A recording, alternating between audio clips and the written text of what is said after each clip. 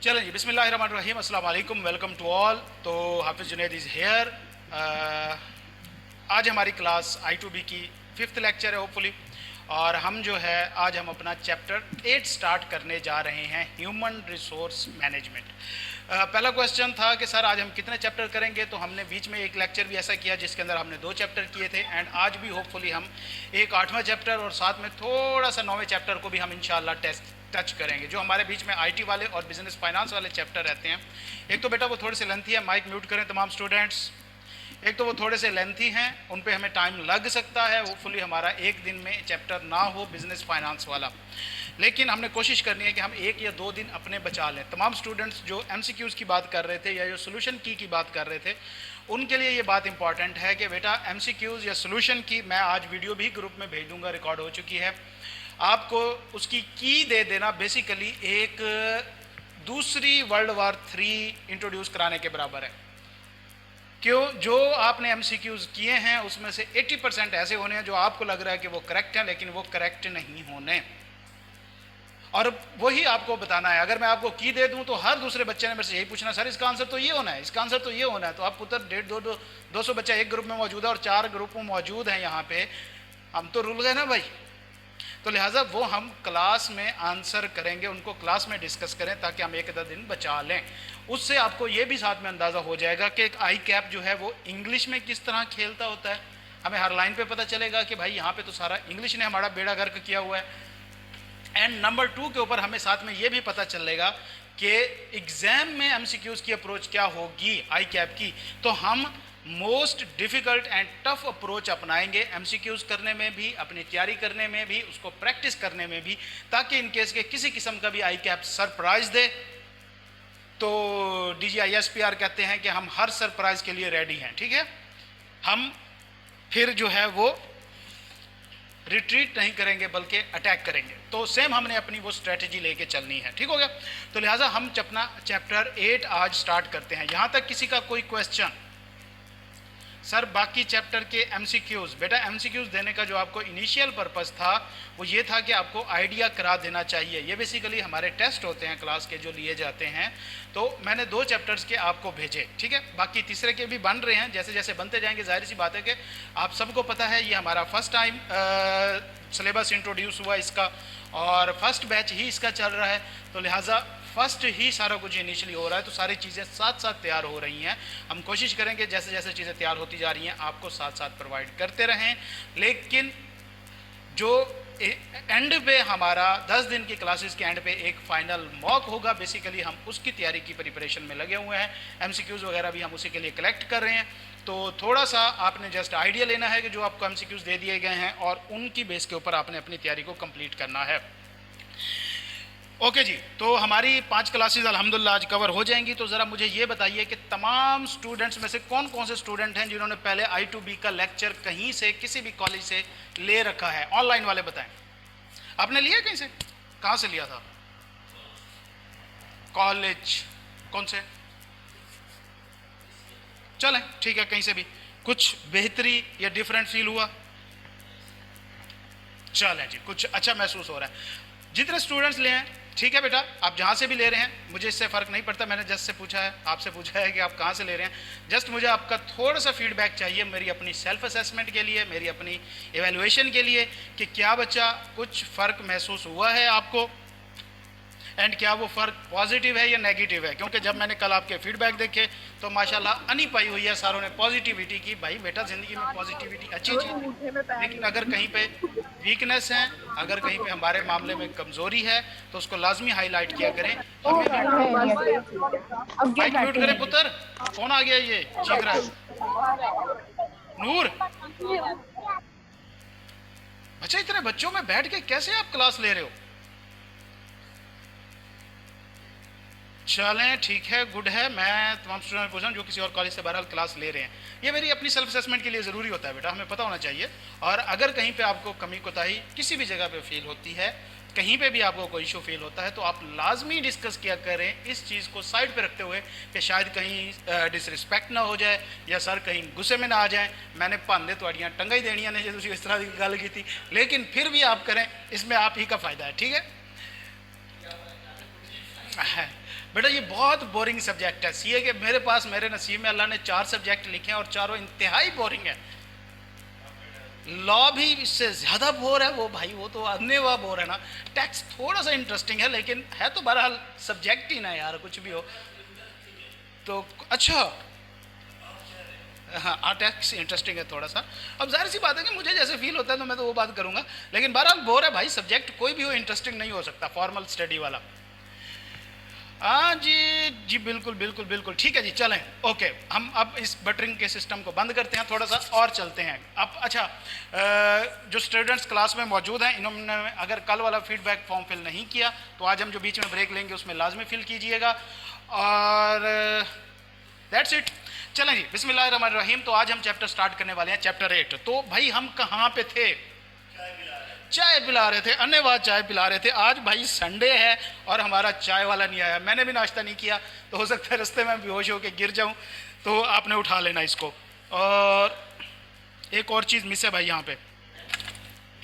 मिल गया वैसे मिस होती नहीं है। अच्छा जी, तो हम उसको भैया चाय पिलाई जा रहे थे और हमने उसको बचा। बंद करें, पबजी खेल रहे हो? अच्छा जी, हमने उसको चाय पिलाई है नेवा। और हम ज़रा थोड़ा सा हम इस चीज़ को रिवाइज कर लेते हैं कि अब तक हमने किया क्या है टाइम ज़ाया करने के अलावा।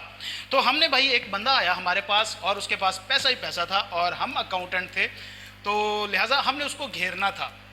हमने उसे जनाब जी पहले उसकी ज़रूरत क्रिएट की, हमने उसको बिज़नेस के बारे में सारा कुछ बताया, फिर हमने उससे बिज़नेस का ढांचा बनवाया, बिज़नेस का स्ट्रक्चर तक बनवाया, फिर हमने उसको मुख्तलिफ टाइप्स के बिज़नेस भी बताए। जी बच्चा, तो वो आगे चल के सिखाई ना, पहले भाई उसे पक्का तो करे ना। शुरू में ही हम उसे तमीज़ सिखाने लग जाएंगे, वो कहेगा यार तुम मेरे पे शक कर रहे हैं, मतलब तुम क्या कहते हो हमारे ख़ानदान में तमीज़ नहीं है, तरबियत की कमी है। नहीं, पहले हमने उसके अंदर कॉन्फिडेंस बिल्ड किया। देखो बेटा, जब तक आपका किसी के ऊपर कॉन्फिडेंस नहीं होता उसकी बात का कोई असर नहीं होता। आप कंपनीज़ में जाते हैं, आप मुख्तलिफ उलमा के बयान देखते होंगे, मौलाना तारिक जमील साहब हो गए, दूसरे वो क्या कहते हैं मुस्तफ़ाई साहब हैं, इस तरह के जितने भी उलमा कराम हैं, आप जब इनकी महफिल देखते हैं तो आपको पता चलता है, डायरेक्ट तो नहीं पता चलता, इनडायरेक्ट पता चलता है, वो किसी ना किसी ऑर्गेनाइजेशन में बैठे होते हैं, या किसी ना किसी कॉलेज में बैठे होते हैं, या किसी ना किसी यूनिवर्सिटी में बैठे होते हैं। ये जो मैं बात कर रहा हूँ ना बेटा, ये टोटली हमारे इसी चैप्टर से रिलेटेड है, ये सिलेबस का पार्ट है, मैं आपको कोई एक्सटर्नल बात नहीं बता रहा। ये इस वजह से आज का चैप्टर जो है वो मज़े का है। अच्छा, हम देखते हैं कि वो बैठे होते हैं और वहाँ पे जाके, अब जाहिर सी बात है कि उलमा कराम को हमने नॉर्मली देखा है वो जलसों में होते हैं, मजालिस में होते हैं, वहाँ पे होते हैं। तो वो कॉलेजेस में क्या कर रहे होते हैं, यूनिवर्सिटी के स्टूडेंट्स के पास कैसे पहुंचे होते हैं, या बड़ी बड़ी कंपनीज होती हैं, या लायर कम्युनिटी होती है, या हमारी अकाउंटेंट कम्युनिटी होती है, वहाँ पे जाके वो बयान दे रहे होते हैं। नंबर 1 एंड नंबर 2 के ऊपर भाई, वहाँ जाने के लिए उनको बुलाता कौन है? मतलब चार्टर्ड अकाउंटेंट के अंदर अगर हम सीए की अपनी कम्युनिटी देखें, अपने टीचर्स देखें, या अपने चार्टर्ड अकाउंटेंट देखें, इसमें बहुत नेक लोग मौजूद हैं एंड बड़े परहेजगार लोग भी मौजूद हैं। ठीक है, इसी वजह से तो सीए बचा हुआ है, नहीं तो बेड़ा ही गर्क हो जाना था। अभी तो देखा ना वो चीटिंग वाला बंदा जो पकड़ा गया है। माइक म्यूट रखा करें बच्चा। अच्छा, तो यहाँ भी मौजूद है, लेकिन हम मौलाना तारिक जमील साहब को ही क्यों बुलाते हैं कि आप आके यहाँ पे बात करें? वजह कोई मुझे वजह बता सकता है इसकी? हम अपनी कम्युनिटी का चार्टर्ड अकाउंटेंट क्यों नहीं खड़ा कर देते, कोई जो नेक हो, परहेजगार हो?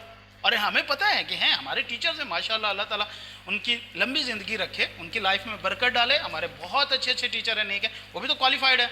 लेकिन जब भी चार्टर्ड अकाउंटेंट्स का एक कोई महफिल होती है या वो एक ग्रूमिंग एक्टिविटी रखते हैं, तो वो एक्सटर्नल बंदा बुलाते हैं, जैसे कि मुस्तफ़ाई साहब होते हैं, कभी कभी मौलाना तारिक जमील साहब होते हैं, कभी वो हमारे जो मोटिवेशनल स्पीकर हैं, हाँ वो भी होते हैं।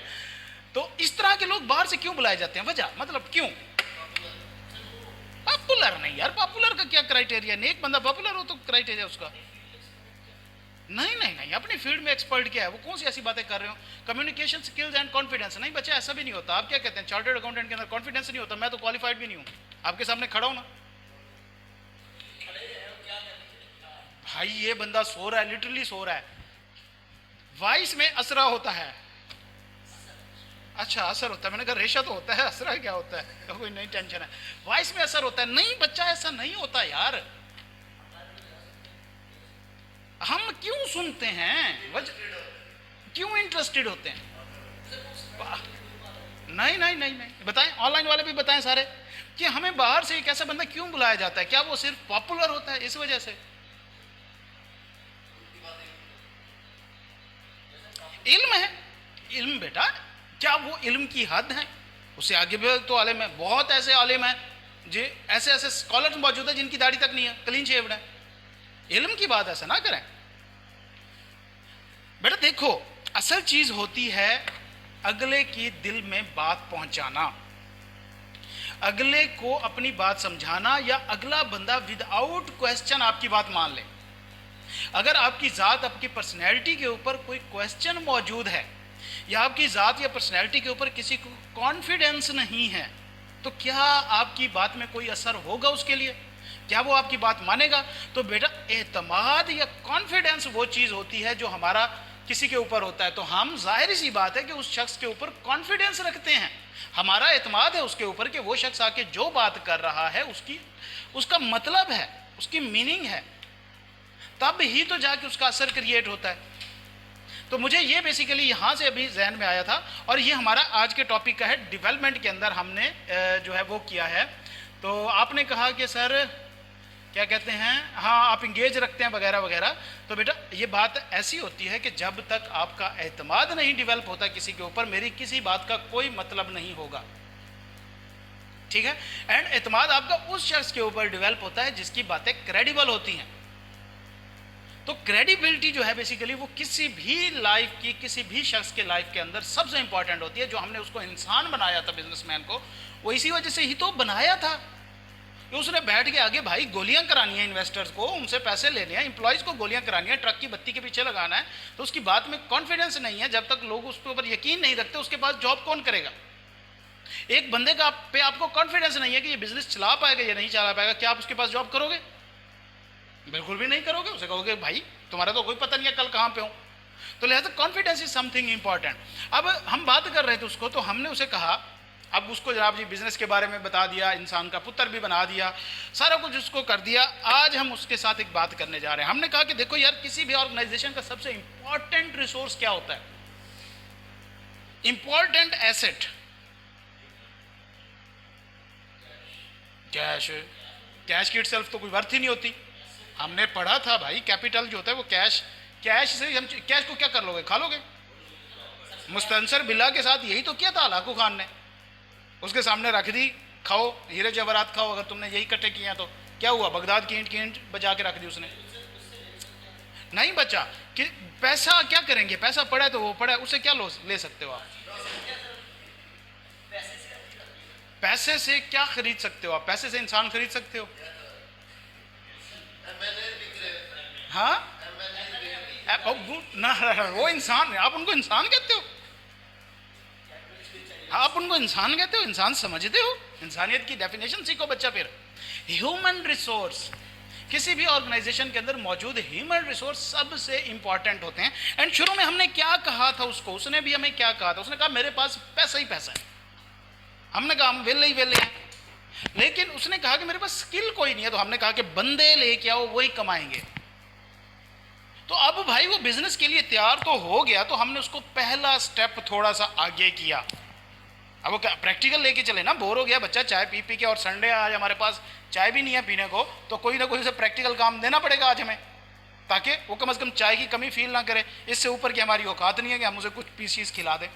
तो लिहाजा अब हमने उसे कहा कि देखो भाई, बिजनेस स्टार्ट करो बिस्मिल्लाह पढ़ के, आ जाओ हम आपका इनॉग्रेशन कराते हैं। वहीं पे उसी से जनाब जी हमने एक फीता तो था नहीं, किसी का नाड़ा पड़ा हुआ था पुराना, वो कटवा दिया हमने उससे, और कहा जी स्टार्ट करते हैं। अब जनाब जी उसने फीता काट दिया और बैठ गया, चलें जी बिजनेस स्टार्ट करते हैं। तो पहला स्टेप क्या है?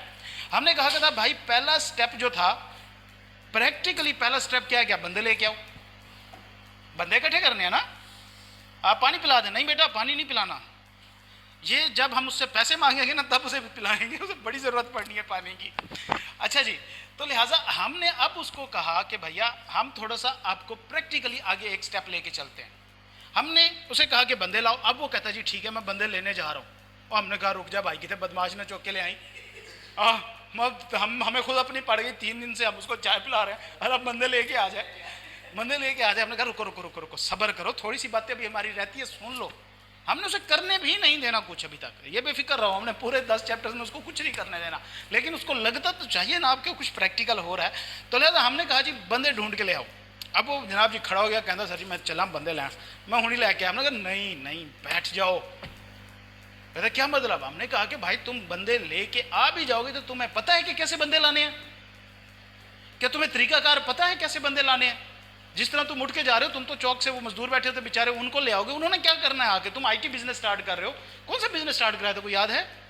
तो इसको तो हमने कोई बिजनेस ही नहीं दिया, बर्फ का फट्टा एक लगाया था ना। हाँ बर्फ का फट्टा एक लगाया था, जाहिर सी बात है, लेकिन अब थोड़ा सा बेहतर करते हैं। अच्छा जी, तो हमने उसको कहा तुम बिजनेस स्टार्ट करने जा रहे हो, तुम्हें पता है कैसे बंदे लाने हैं? पता जी बिल्कुल स्किल्ड बंदे लाने हैं। तो हमने कहा बता दो फिर कौन कौन से स्किल वाले बंदे होंगे। अब वो फिर हमारा मुंह देख रहा है, और उसको क्या पता भाई। आज हमने उसको बताना है कि भाई सबसे पहले तो बंदों की अहमियत बतानी है। इंसान तो बना दिया हमने उसे, लेकिन इंसान का खड़ो खड़ो खड़ो खड़ो खड़ो खड़ो खड़ो खड़ो खड़ो हो जा, खड़ो हो जा, खड़ो हो जा, इधर आ जाओ। ओ इधर तो आना शहजादे, इधर तो, ओ इधर तो आ जा। चलो वहीं पे 2 मिनट जरा रुको। अच्छा ये ले पानी लेके जल्दी, भाग क्या। हाँ वो वाकई मुझे लग रहा था भाई फैन हुआ बैठा है, भाई नींद में था। अच्छा जी, ओके। तो हमने उसको क्या कहा? हमने कहा कि देखो इंसान तुम बन चुके हो, अब तुम इंसानियत की अहमियत को समझो। आज हमने उसको इंसानियत की अहमियत समझानी है बेसिकली, कि जो तुम वर्कर ला रहे हो, जो तुम एम्प्लॉयज ला रहे हो, वो कैसे होने चाहिए, फिर उनको लाना कैसे है, उनके अंदर स्किल्स क्या होनी चाहिए, उनके अंदर कैपेबिलिटी क्या होनी चाहिए, फिर उनसे तुमने काम निकलवाना कैसे है। असल चीज़ तो काम निकलवाना है ना भाई। फिर बेसिकली साथ साथ आपने उसको ट्रेनिंग कैसे देनी है, डेवलपमेंट कैसे करनी है, मुख्तलिफ चीज़ें। हर बंदे को कौन सा काम देना है वो काम डिफाइन कराना है। आज हमने बहुत कुछ उससे करवाना है, तो आज हम उसको इंसान बना दिया है, आज हम इंसानियत सिखाएंगे। ठीक है, ओके जी। तो सबसे पहली बात, ह्यूमन रिसोर्सेज, HR कहा जाता है इसको। हर डिपार्टमेंट के अंदर, हर ऑर्गेनाइजेशन के अंदर एक HR डिपार्टमेंट होता है। ऑनलाइन वाले बताएं HR डिपार्टमेंट क्या करता है? किसी को कुछ आइडिया हो? अली माइक म्यूट करें बच्चा। HR डिपार्टमेंट क्या करता है आपके ख्याल में? किसी भी ऑर्गेनाइजेशन के अंदर ह्यूमन रिसोर्स डिपार्टमेंट होता है, उसका काम क्या होता है बताएं जरा।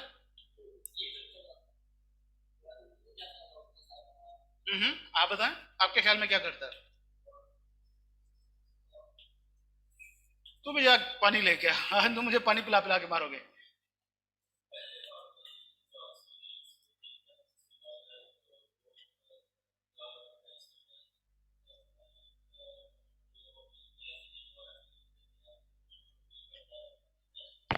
ठीक है, ठीक है मुनम बेटा, इशू को सॉल्व करता है, प्रॉब्लम्स को। किसके इश्यूज और प्रॉब्लम्स को?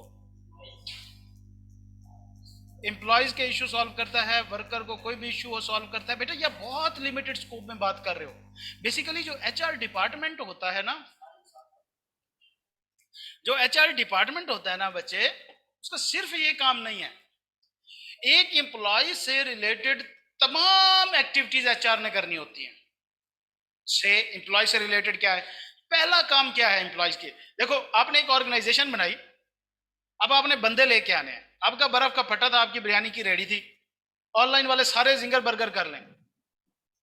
अब आपने बंदे लेके आने हैं, पहला स्टेप क्या होगा आपकी लाइफ में बताएं। आपका बर्फ का फटा था, और बर्फ के फटे के ऊपर बैठे, नीचे नहीं है, बताएं। अच्छा लड़के लोग हेल्प करेंगे, आप बताएं पहला स्टेप क्या है आपका? सर्चिंग करेंगे, हायरिंग करेंगे, इंटरव्यू करेंगे? अच्छा अच्छा अच्छा, मुझे एक बात बताओ, इंटरव्यू के लिए बंदा कैसे सिलेक्ट करोगे? कौन सा बंदा लाओगे? किस फील्ड का? मेरी वो बता। तो पता हमें चला कि पहले हमें फिर फील्ड डिसाइड करनी होगी बंदा लाने से पहले। ऐसी बात है ना, किस फील्ड का होना चाहिए। तो फील्ड को डिसाइड करने में क्या होता है? अब यहाँ पे जो ऑनलाइन वाले हैं सारे जनाब जी ऐड देंगे, एडवर्टाइजमेंट देंगे, सर्च करेंगे। बेटा देखो मैं आपको कहता हूँ जाओ बंदा लाओ, आपने ऐड दे दी, क्या लिखोगे? हमें बंदा चाहिए है। तो फिर तो इस तरह ही होता है ना, वो किसी ने अब्बू को OLX पे सेल पे लगाया होता है, किसी ने हस्बैंड को लगाया होता है। क्या लिखोगे भाई? हमें बंदा चाहिए। एक्सपर्ट, हमें जिस स्किल्स का बंदा एक्सपर्ट से चाहिए क्या हमको मुराद है? उससे आप ऐड एक्सपर्ट की करना पहले कोई डेफिनेशन करोगे। अब एक्सपर्ट से भी क्या मुराद है? किसी ऑर्गेनाइजेशन के अंदर तमाम लोग एक ही फील्ड के एक्सपर्ट होते हैं क्या? ना उस स्किल से रिलेटेड। अब कौन सी स्किल, पहले स्किल डिफाइन करनी है मतलब। तो बेटा देखो, सबसे पहला स्टेप जो होता है वो होता है एक जॉब क्रिएट करना, कि भाई हमें इस स्टेज के ऊपर एक बंदा चाहिए। मिसाल के तौर पे इनिशियली जब आप अपना बिजनेस स्टार्ट कर रहे हो तो जाहिर सी बात है कि सबसे पहले आपको टॉप मैनेजमेंट चाहिए, ऐसी बात है। टॉप मैनेजमेंट चाहिए ना, उसके बाद फिर उनके नीचे बंदे रखने हैं। अब टॉप मैनेजमेंट क्या, ऐसे बाजार में निकल पड़ोगे जी हमें टॉप मैनेजमेंट बंदे चाहिए, नहीं। पहले टॉप मैनेजमेंट के से आपने एक चीज को, हमने स्ट्रक्चर बनाया था, हमने ढांचा बनाया था, उसमें हमने तय किया था कि हमारे 3 मैनेजर होंगे। एक होगा मार्केटिंग का, एक होगा सेलिंग का, एक होगा अकाउंट्स का, अकाउंटिंग में फाइनेंस। 3 मैनेजर हमें चाहिए। तो सबसे पहले हमने इस स्ट्रक्चर में क्या किया था, क्या ये हमने जॉब्स नहीं क्रिएट की थी उनकी? अच्छा, क्या यहां तक क्लियर है सबको? एम आई राइट बचा? ऑनलाइन वाले एलिजिबिलिटी क्राइटेरिया, बेटा पहले एलिजिबिलिटी क्राइटेरिया किसके लिए, मतलब एक जॉब होगी, कोई पोजीशन होगी तो उसके रिलेटेड एलिजिबिलिटी क्राइटेरिया होगा ना। अब ट्रेनीज के लिए एलिजिबिलिटी क्राइटेरिया क्या होता है कि जी कैब पास होना चाहिए, लेकिन वहीं पर मैनेजर के लिए एलिजिबिलिटी क्राइटेरिया डिफरेंट है, क्यों? पोजीशन टू पोजीशन चेंज हुआ ना, तो लिहाजा पोजीशन सबसे पहले क्रिएट करनी है। तो हमने 3 पोजीशंस क्रिएट कर दी थी। अब क्या इसके बाद हम बंदा ले आएंगे? अगला स्टेप हमारा बंदा लाना है। अगला स्टेप क्या होना है हमारा,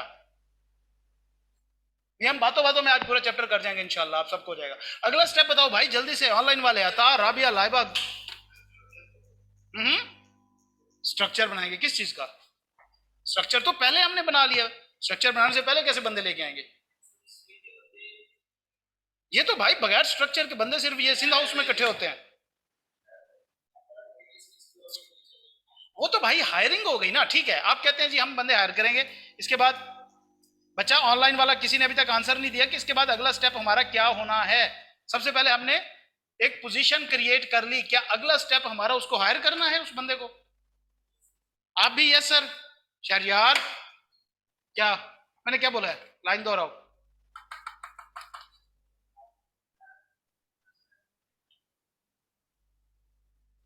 अगला स्टेप बंदे हायर करने हैं, हाँ जी, इंटरव्यू, मतलब वही हायरिंग का प्रोसेस स्टार्ट कर देना है। आप भी यही कहते हैं से, मैं भी इसी को कह देता हूं कि चले जी मैं भी आपके साथ हूं, पीछे इमाम दे अल्लाह अकबर, मैं भी आपके साथ हूं। मैं कहता हूं जी हमने बंदा ढूंढ लिया, हमने कहा जी हमें बंदा चाहिए मार्केटिंग वाला, एक बंदा मार्केटिंग वाला आ गया। तो अगला स्टेप हमारा क्या है, बंदा हमने हायर कर लिया, हमारे पास आ गया, अब हम उसे करवाएंगे क्या, क्या कराएंगे? मार्केटिंग में क्या होता है ये कब डिसाइड किया हमने? ना ना ना ना ना, आपको पता है ना, या फिर उसको बुला के बिठाओ और उसको पहले समझाओ मार्केटिंग क्या होती है।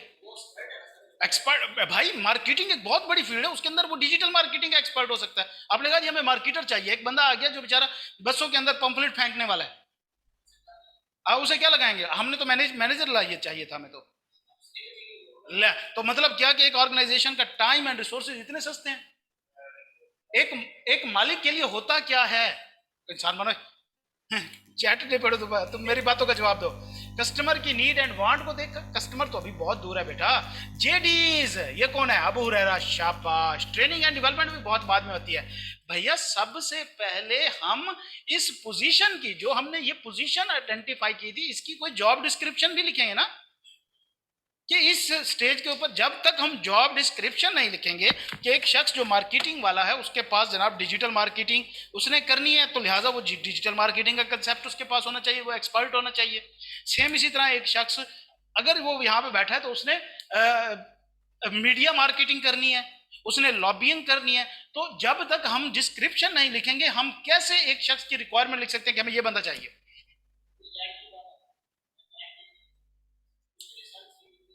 भाई पहले लिखोगे तो बाद में ऐड दोगे ना। भाई आपने कभी किसी ऐड के अंदर ये लिखा हुआ देखा है डिटेल के अंदर कि तुमने ये काम करना, ये करना, ये करना, ये करना है? देखा है ना, देखा होगा। रिस्पॉन्सिबिलिटीज लिखी होती हैं, और रिस्पॉन्सिबिलिटीज भी तो किसी वक्त बैठ के लिखी गई थी ना, वो भी तो एक स्टेप था ना। तुम्हें पता है तो मतलब सारा कुछ ठीक है। हमने कहा जी हमें मार्केटर चाहिए, वो बंदा आ जाए जी क्या करते हो, मैं जी बसों में पंफलेट फेंकता हूँ, आजो जी हमारे मार्केटिंग मैनेजर लग जाओ, ऐसे होगा? नहीं। तो दूसरा स्टेप हमेशा जॉब डिस्क्रिप्शन होता है। जॉब डिस्क्रिप्शन क्या है कि ये शख्स जो हम हायर कर रहे हैं इसकी जिम्मेदारी क्या है, इसने करना क्या है, इसकी जॉब क्या होनी है। ठीक हो गया? इसके बाद फिर हमने मूव करना होता है अगला स्टेप हायरिंग के ऊपर। तो फिर उसके मजीद स्टेप्स हैं आगे कि भाई सबसे पहले हम ऐड देते हैं। अब ऐड के भी कई तरीके हैं और जरूरी नहीं कि ऐड दें। बाजूकात ऐसा है कि हमारी ऑर्गेनाइजेशन के अंदर वैकेंसी क्रिएट होती है तो हम क्या करते हैं, प्रमोशन करते हैं नीचे से। तो वहां पे ऐड देने की जरूरत होती है? नहीं होती। तो लिहाजा ये सारे तरीकाकार हैं, आज हम देखेंगे। जॉब स्पेसिफिकेशन, शाबाश ताओ रहमान बच्चे। ट्रेनिंग और डेवलपमेंट, ये आगे के स्टेप होते हैं, ये लास्ट स्टेप्स होते हैं बेटा। जब एक एम्प्लॉय पक्का हो जाता है, वो काम कर रहा होता है, वो चल चुका होता है सारा कुछ, और वो उससे हम हैं उसके ऊपर भरोसा हो चुका होता है। हम किसी ऐसे एम्प्लॉय को ट्रेन नहीं करते जिस पर हमें भरोसा ना हो कि भाई अगले हफ्ते छोड़ के चला जाएगा, हम अपने रिसोर्सेज क्यों वेस्ट करें उसके ऊपर। तो लिहाजा ट्रेनिंग एंड डेवलपमेंट, जब हमें उसको प्रमोट करना होता है या ग्रूम करना होता है या आगे लेके जाना होता है, उसकी जिम्मेदारी बढ़ानी है, तब हम ये काम कर रहे होते हैं। चलें जी, थोड़ा सा हम पढ़ लेते हैं रट्टे वाली चीजें। आ जाओ जी, रट्टा मार रहे हैं। ह्यूमन रिसोर्सेज मैनेजमेंट क्या है? वो कहते हैं human resources one of the 4 traditional factor of the production. Factor of production में से एक फैक्टर, माशाल्लाह नवी बात बताई हमें भाई। ये क्या है? Economic contribution of people working with their minds and body. तो ये बेसिकली एक इकोनॉमिक एक्टिविटी ही होती है, क्यों? इससे कुछ ना कुछ प्रॉफिट या इनकम जनरेट होती है, लेकिन ये लोग जो हैं वो उनसे हो रहा होता है। सक्सेस जो है वो डिपेंड करती है एक्सपीरियंस के ऊपर। ह्यूमन रिसोर्स स्ट्रेटजी बनाई जाती है, किसी भी ऑर्गेनाइजेशन के अंदर ह्यूमन रिसोर्स स्ट्रेटजी होती है। अब ह्यूमन रिसोर्स स्ट्रेटजी क्या है? वो बेटा बस यही तो आइडेंटिफाई करना, ये सारा कुछ प्लान करना या डिजाइन करना कि जॉब कैसी होगी, उसकी डिस्क्रिप्शन कैसी होगी, उसको कैसे फिल किया जाना है, उसका तरीकाकार क्या होना है, अगर किसी एम्प्लॉय को निकालना है तो क्या तरीकाकार होना है, अगर किसी एम्प्लॉय की ट्रेनिंग एंड डेवलपमेंट करनी, तो ये पूरा एक मैनुअल होता है। जब आप किसी मल्टीनेशनल कंपनी में जाएंगे तो वो कम से कम इतनी इतनी बुक होती है, हर चीज लिखी होती है, डिफाइन होती है। अच्छा मुझे आप बताएं, आप में से किसी का कोई जानने वाला सरकारी जॉब में है? सरकारी जॉब्स में है? जब भी जॉब लगती है किसी शख्स की तो उसको क्या कोई पहले ट्रेनिंग दी जाती है लंबी चौड़ी? 5-10 दिन की अगर हो भी तो मैक्सिमम होती है, वरना वो भी नहीं होती। फिर उसको कैसे पता होता है कि वो बंदा जाके उसने क्या काम करना है? जिस बंदे ने ये स्ट्रक्चर बनाया था उसने उस वक्त उस जॉब की डिस्क्रिप्शन लिख दी थी। तुम जाओ, तुम्हारे सामने वो मैनुअल पड़ा है, उसको खोलो, अपनी रिस्पॉन्सिबिलिटीज देखो, करने का तरीका देखो, फ्लो चार्ट बने एंड काम शुरू कर दो। टाइम वेस्ट हुआ, बचत हो गई, एफिशिएंसी हो गई। इससे पहले कि बंदा ले आओ 4 साल की सर एयरफोर्स में, बेटा आप हवाई जहाज उड़ाते हो हैं? अलीना बचे कौन है एयरफोर्स में? 4 साल की सर एयरफोर्स में, 4 साल की उम्र में एयरफोर्स में चला गया कोई? मतलब ये तो बड़ा मुबहम सा कमेंट है। हाँ ये हो सकता है, लेकिन एयरफोर्स में वाले साहब हैं? कौन है बचा? भाई है कौन है? तुक्के? अच्छा ठीक है जी बेटा। तो लिहाजा क्या हुआ कि ये सारी चीजें पहले तय होती हैं, इनको तय करना ही तो ह्यूमन रिसोर्स स्ट्रेटेजी कहलाती है। इसका फायदा क्या होता है बेटा? कजन है? अच्छा शाबाश बच्चा। वो कहते हैं the objective of human resource strategy, responsibility of human resource management function is to access the quantity and quality of human resources currently available। कि भाई इस वक्त जो किसी ऑर्गेनाइजेशन के अंदर लोग काम कर रहे हैं उनकी क्वांटिटी और क्वालिटी को पहले असेस करें क्या करना है, फिर उसके बाद फ्यूचर क्वांटिटी और क्वालिटी को असेस करना कि भाई हमें फ्यूचर में इसकी कितनी जरूरत पड़ सकती है, क्या ये लोग सफिशिएंट हैं या नहीं है, हमें मजीद तो नहीं हायरिंग करनी, उसकी जरूरत। एंड इस तरह consider way of filling the gap, और फिर अगर कहीं पे कोई जगह खाली होती है, पोजीशन खाली होती है या नई पोजीशन क्रिएट करनी होती है तो फिर उसको फिल कैसे करना है, उसकी स्ट्रेटेजी बनाना भी ह्यूमन रिसोर्स फंक्शन का पार्ट होता है। ह्यूमन रिसोर्स प्लानिंग क्या है? Human resource plan consist of forecast of the human resources. Future में प्लान क्या है? फ्यूचर प्लान हमेशा फ्यूचर का होता है, प्रेजेंट का प्लान नहीं होता कभी भी। प्रेजेंट तो वो आप जी रहे हो, जिस तरह के हमारे टूर्स के प्लान होते हैं, दोस्तों के साथ घूमने फिरने के प्लान होते हैं जो कि कभी पूरे नहीं होते, एंड हमेशा वही प्लान सक्सेसफुल होता है जो इमरजेंसी में हो। जो अनप्लान चीज हो वो हमेशा सक्सेसफुल हो जाती है, प्लान किया वो चीज नहीं होनी। हम घर में जब बैठे होते हैं छुट्टियों में, घर में सब इकट्ठे हुए होते हैं तो हम प्लान कर रहे होते हैं, जी हमने घर चलना है। तकरीबन 10-15 मिनट हम बड़े जोरों शोर से प्लान करते हैं, 15 मिनट बाद हम सबको अंदाजा हो जाता है कि पूरा तो होना ही नहीं है, फिर हम वहीं पे बैठ गए जी हो आए, चले जी हो आए, ठीक है अब थक गए, अब सो जाए, बात खत्म। क्यों? अम्मी ने एक ही बात करनी होती है बाद में आके कि पुत्र रात हो जानी है, नेरा बहुत हो जाना है, यार रहने दो, इतने बंदे उनके पास जाओगे वो कहाँ पे आपका बंदोबस्त करेंगे खाना पकाना में। वो कोई ना कोई उन्होंने ऐसा कर रहा होता है कि प्लान डिस्टर्ब कर देते हैं, हमेशा अम्मी ही करती है हमारे केसेस में। आपके केस में प्लान कौन खराब करता है? आपके केस में अब वो कर देते हैं आप, जाग जा शहजादे जाग जा। और कोई प्लान करते भी हो कि नहीं करते? कौन? आपका प्लान भाई खराब करता है? अच्छा जी, हाँ जी, ऑनलाइन वाली आवाम, आपके घर में प्लान कौन खराब करता है? मम्मा। हाँ, ये मम्मा का बंदा ये रोल है, सर प्लान ही नहीं करते। अच्छा जी, तो लिहाजा क्या होता है बेटा, मैं खुद ही, अच्छा ये यहाँ पे कौन है प्लान ब्रेकर? अम्मी मान जाती हैं बेटा, ये बड़ी डिप्लोमेसी होती है अम्मी अब्बू के अंदर। हाँ, ये बड़ी ये डिप्लोमेटिक स्टेटमेंट होती है भैया, मम्मा से पूछ लो, पापा से पूछ लो, वरना बस वो बीच में टेबल टेनिस ही बना होता है, टेनिस बॉल इधर जा रहा है ऐसे, वो पिंग पोंग बना होता है। पापा सीए, हाँ सीए बड़े आपके प्लान बर्बाद करने वाला है पुत्र। अच्छा जी, चलें जी, ओके। तो ह्यूमन रिसोर्स प्लानिंग क्या है कि फ्यूचर की प्लानिंग है कि कहाँ कहाँ पे लोग हमें चाहिए होंगे, किन लोगों ने रिटायर होना है अनकरीब, किन लोगों को उनकी जगह पे हमने रखना है, प्रमोट किसको करना है। जाहिर बात है एक ऑर्गेनाइजेशन है उसके अंदर लोग रिटायर भी होते हैं, प्रमोट भी होते हैं, तो उनकी जगह खाली हो जाती है, तो इसका प्लान उनको पहले से करके रखना पड़ता है। ये नहीं है कि बंदा रिटायर हो जाए फिर बैठो जल्दी करो यार, जिस तरह आई कैप होता है फौरन आखिरी टाइम के ऊपर नई पॉलिसी लॉन्च कर देता है, ऐसा नहीं होता। प्लानिंग होनी चाहिए। तो ह्यूमन रिसोर्स ऑफ प्लानिंग क्या, उसके अंदर क्या कुछ होना है? सबसे पहले job analysis and job design. सबसे पहले भाई जो जॉब है उसको एनालाइज करो और उसका डिजाइन क्रिएट करो। दूसरे नंबर पे ह्यूमन रिसोर्स रिक्वायरमेंट, कि उसके ऊपर जो बंदा रखना है उसके पास कौन कौन सी स्किल्स और फंक्शंस होने चाहिए। उसके बाद अगला रिक्रूटमेंट ऑफ न्यू स्टाफ, कि अगला स्टाफ हमने रिक्रूट कैसे करना है, नए लोग लाने कैसे हैं, किस मार्केट से उठाने, किस तरह के उठाने हैं। इस तरह training and development to improve the skills, और फिर हम उनकी ट्रेनिंग एंड डेवलपमेंट कैसे करेंगे जो हमने स्टाफ रख लिया है उनकी स्किल्स को इंप्रूव करने के लिए। एंड इस तरह परफॉर्मेंस अप्रेजल, परफॉर्मेंस अप्रेजल क्या होता है बेटा? ये इवेल्युएशन होती है, वीकली कर लें, मंथली कर लें, क्वार्टरली, नॉर्मली एनुअली होती है एम्प्लॉयज की, कि पूरे साल में उसकी परफॉर्मेंस, एफिशिएंसी एंड इफेक्टिवनेस कैसे रही। तो ये काम भी एचआर करती है। तो हम ये क्या देख रहे हैं, ये बेसिकली सारे एचआर की रिस्पॉन्सिबिलिटीज हैं, एचआर डिपार्टमेंट की रिस्पॉन्सिबिलिटीज है ये सारी। इस तरह प्रमोशन एंड रिवार्ड भी इन्हीं का काम है, मोटिवेशन स्ट्रेटेजी का, एम्प्लॉयज को मोटिवेट कैसे रखना है, इसलिए तो फिर वो बाहर से बंदे बुलाते हैं। अब मुझे एक बात बताओ कि एक मैनेजर जो है, जो आपका सीनियर है, वो आके खड़ा होकर कहता है यार अली तुम मेहनत कर पुत्र, तेरा बड़ा स्कोप है फ्यूचर में, आप उसकी बात को कैसे लेंगे? लाइट लेंगे। क्यों? हो सकता है कि अपना मतलब निकलवाने के लिए कोई हमें चने के झाड़ पे चढ़ा रहा है, लेकिन वहीं पे आपके अब्बू अगर यही बात करते हैं तो फिर आप कैसे लेंगे? अब्बू जी ठीक है। क्यों? क्योंकि भाई उनका आपके साथ कोई मफाद नहीं है। तो लिहाजा क्या होता है कि मोटिवेशन के लिए हमेशा हम कोशिश करते हैं इंडिपेंडेंट बंदा हो, जिसके ऊपर वो बिलीव करेंगे भाई इसका कोई अपना मकसद या मतलब नहीं है हमारे साथ, ये हमारे ही फायदे की बात कर रहा है। अब मौलाना तारिक जमील साहब कहते हैं बैठ के, या एक मैनेजर बैठा है, उसने सारों को बुलाया और कहा काम चोरी ना किया करो, सारे टाइम पे आया करो, टाइम पे गायब करो, नहीं तो अल्लाह नाराज होता है। सारे क्या सोच रहे होंगे? अल्लाह ते पाती गल, वो जिस तरह कहते हैं ना कि वो खुद छोटे होते थे वो कर लेते थे कोई ना कोई, और जब अगले की बारी आती है हम कसम उठा तो हम कहते नहीं कसम हराम इस्लाम में, हाँ वो हम फिर अपनी बारी पे मोमिन बन जाते हैं। लेकिन यही बात अगर मौलाना तारिक जमील साहब आके या मुस्तफा साहब या कोई भी आलिम आके हमारा कर देता है तो उसका असर डिफरेंट होगा।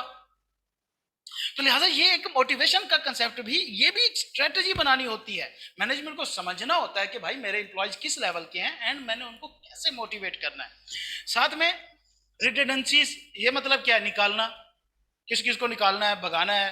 जाहिर बात है कुछ लोग हाँ सीए भी होते हैं हमारे वहाँ पे, ट्रेनिस भी होते हैं जो यस सर नहीं करते, हम जैसे बागी लोग भी होते हैं, तो फिर उनको निकालना कैसे है, उसके लिए क्या बहाने करने हैं, ठीक है, ये भी उन्होंने करना होता है। एंड री ट्रेनिंग और एम्प्लॉयज की ट्रेनिंग वगैरह। तो बेसिकली ये सारे क्या हैं, आप इसको कह सकते हैं रिसोर्स प्लान के कैरेक्टरिस्टिक्स भी हैं, एचआर प्लान के कैरेक्टरिस्टिक्स भी हैं।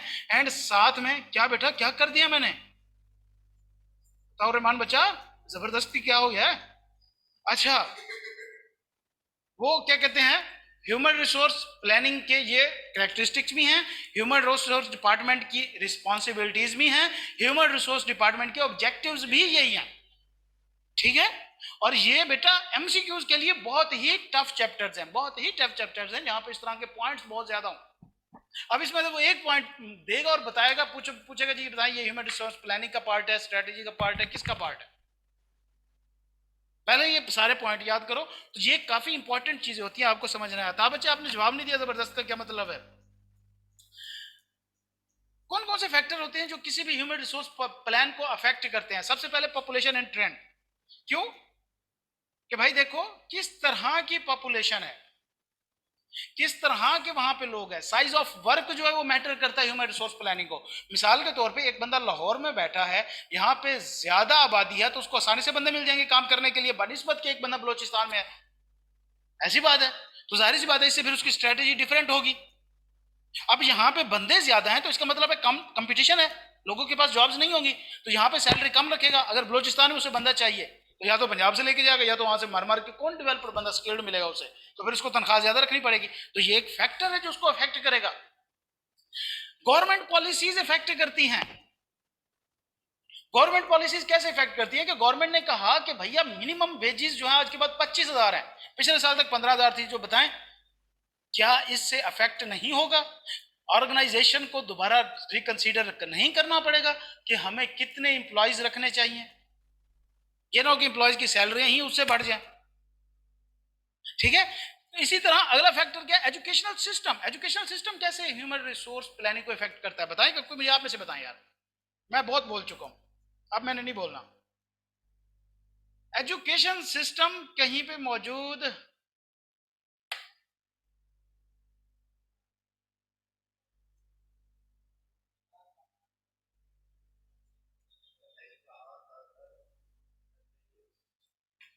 अतः पुत्र, और तुम्हारी उर्दू का ये हाल है और तुम मेरे पूछने में कह रहे थे फाइन इंग्लिश। चले कोई नहीं, जस्ट मैं मजाक कर रहा हूँ, सीरियसली लेना इसको, ये बातें आपके याद। हाँ जी मुझे बताएं यार, एजुकेशनल पॉलिसी, किसी गवर्नमेंट की एजुकेशनल पॉलिसीज का एचआर प्लानिंग पे कैसे फर्क आता है? एजुकेशनल पॉलिसी चाइल्ड लेबर में कहा जाती है भाई, है ना? एजुकेशनल पॉलिसीज है, वो लॉज हैं, चाइल्ड लेबर प्रोटेक्शन लॉज हैं, वो तो पॉलिसी की बात कर रहा हूं।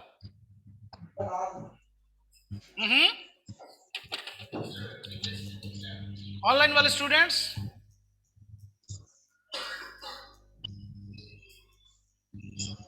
समर बच्चा माइक म्यूट करें यार, बताओ ना। देखो बेटा मुझे एक बात बताओ कि जहां पे गवर्नमेंट की पॉलिसी ये है कि हर बंदे को हमने डिग्रियां बांटनी हैं, क्या वहां पे स्किल्ड वर्क फोर्स मौजूद होगी? तो ऑर्गेनाइजेशन को काम करने पे तो स्किल बंदा चाहिए, उसको डिग्री क्या करनी है, सर में मारनी है। लेकिन अगर गवर्नमेंट की पॉलिसी है बच्चा कि हमने स्किल्ड प्रोग्राम जो है, जो कि अब शुरू हुए हैं, फ्रीलांसिंग के, एसईओज के, ये अकाउंटिंग सॉफ्टवेयर वगैरह के स्किल्ड प्रोग्राम है गवर्नमेंट की पॉलिसी, तो मतलब वहां पे स्किल्ड लेबर मौजूद है, तो मतलब वहां पे आसानी से किसी बिजनेस को स्किल्ड लेबर मिल सकती है। एक जगह पे स्किल्ड लेबर का मिलना मुश्किल है, दूसरी जगह पे स्किल्ड लेबर का मिलना आसान है, तो क्या दोनों पे पॉलिसी सेम होगी? जहां पे मुश्किल है वहां पे तनख्वाहें ज्यादा रखनी पड़ेंगी, जहां पे आसान है वहां पे तनख्वाहें कम रखनी पड़ेंगी। ऐसी बात है ना, क्योंकि वहां पे कंपटीशन होगा मार्केट में, जहां पे मुश्किल है। यहाँ कंपटीशन कोई नहीं है, अन्य वाह बंदा पड़ा है यार, जहां से मर्जी वो उठा ले। तो लिहाजा गवर्नमेंट की जो पॉलिसी है वो भी एचआर पॉलिसी को इफेक्ट करती है। साथ में अगला क्या पॉइंट है भाई? The availability of individual who are trained in a particular skill और वोकेशन। तो ये बेटा अगला पॉइंट क्या है? स्पेसिफाइड स्किल्ड इंडिविजुअल्स, इनकी अवेलेबिलिटी भी एचआर पॉलिसी को इफेक्ट करती है। मिसाल के तौर पे हमारे यहाँ बड़ी कंपनीज हैं, मल्टीनेशनल कंपनीज हैं, वो SAP, Oracle, ERP system use करती हैं, एंड पाकिस्तान के अंदर मर के चंद हजार भी नहीं होंगे उसके स्पेशलिस्ट। अब एक कंपनी अमेरिका में है, वहां पे ईआरपी यूज कर रही है, वो पाकिस्तान में आएगी तो यहाँ पे भी तो वही सिस्टम यूज करेगी। यहाँ पे स्किल्ड बंदा ही नहीं है, तो कम से कम वो एक बार सोचेगी ना आने से पहले कि हमें अपने वहां पे ऑपरेशंस कैसे करने पड़ेंगे, क्या स्पेसिफिक स्किल का बंदा वहां मिलेगा या हमें अमेरिका से लेके जाना पड़ेगा? राइट? क्या ये बात लॉजिकल है? शाबाश।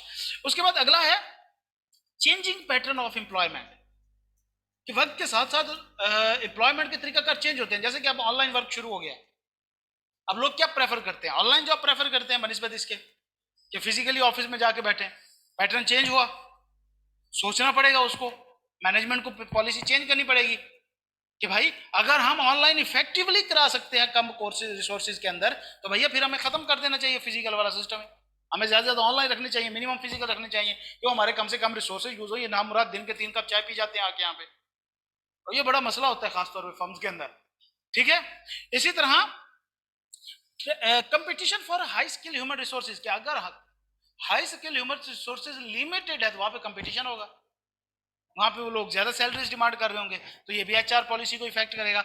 सेम इस तरह ट्रेंड इन सब कॉन्ट्रैक्टिंग एंड आउटसोर्सिंग, क्या अगर किसी मार्केट के अंदर आउटसोर्सिंग का एस्पेक्ट बढ़ता जा रहा है, मतलब से जिस तरह मैं एक अकाउंटेंट हूं, मेरे कोई तकरीबन कोई 25 से 30 क्लाइंट हैं जिनका अकाउंटिंग का और टैक्स का काम मैं करता हूं, तो वहां पे उनको बंदे बिठाने की जरूरत है। जब दूसरी ऑर्गेनाइजेशन देखेगी कि यार ये ऑर्गेनाइजेशन सिर्फ महीने का 50,000 देके एक बेहतरीन प्रोफेशनल बंदे से काम करा रही है और मैंने ये 5-7 निकम्मे बिठा के रखे हुए हैं, तो मैं क्यों ना इसको आउटसोर्स कर दूं। अगर ट्रेंड आउटसोर्सिंग का ये शिफ्ट हो गया तो उसकी एचआर पॉलिसी उन्होंने रिडेंडेंट करनी है, उनको निकालना नहीं है उन लोगों को, तो एचआर पॉलिसी चेंज होगी ना।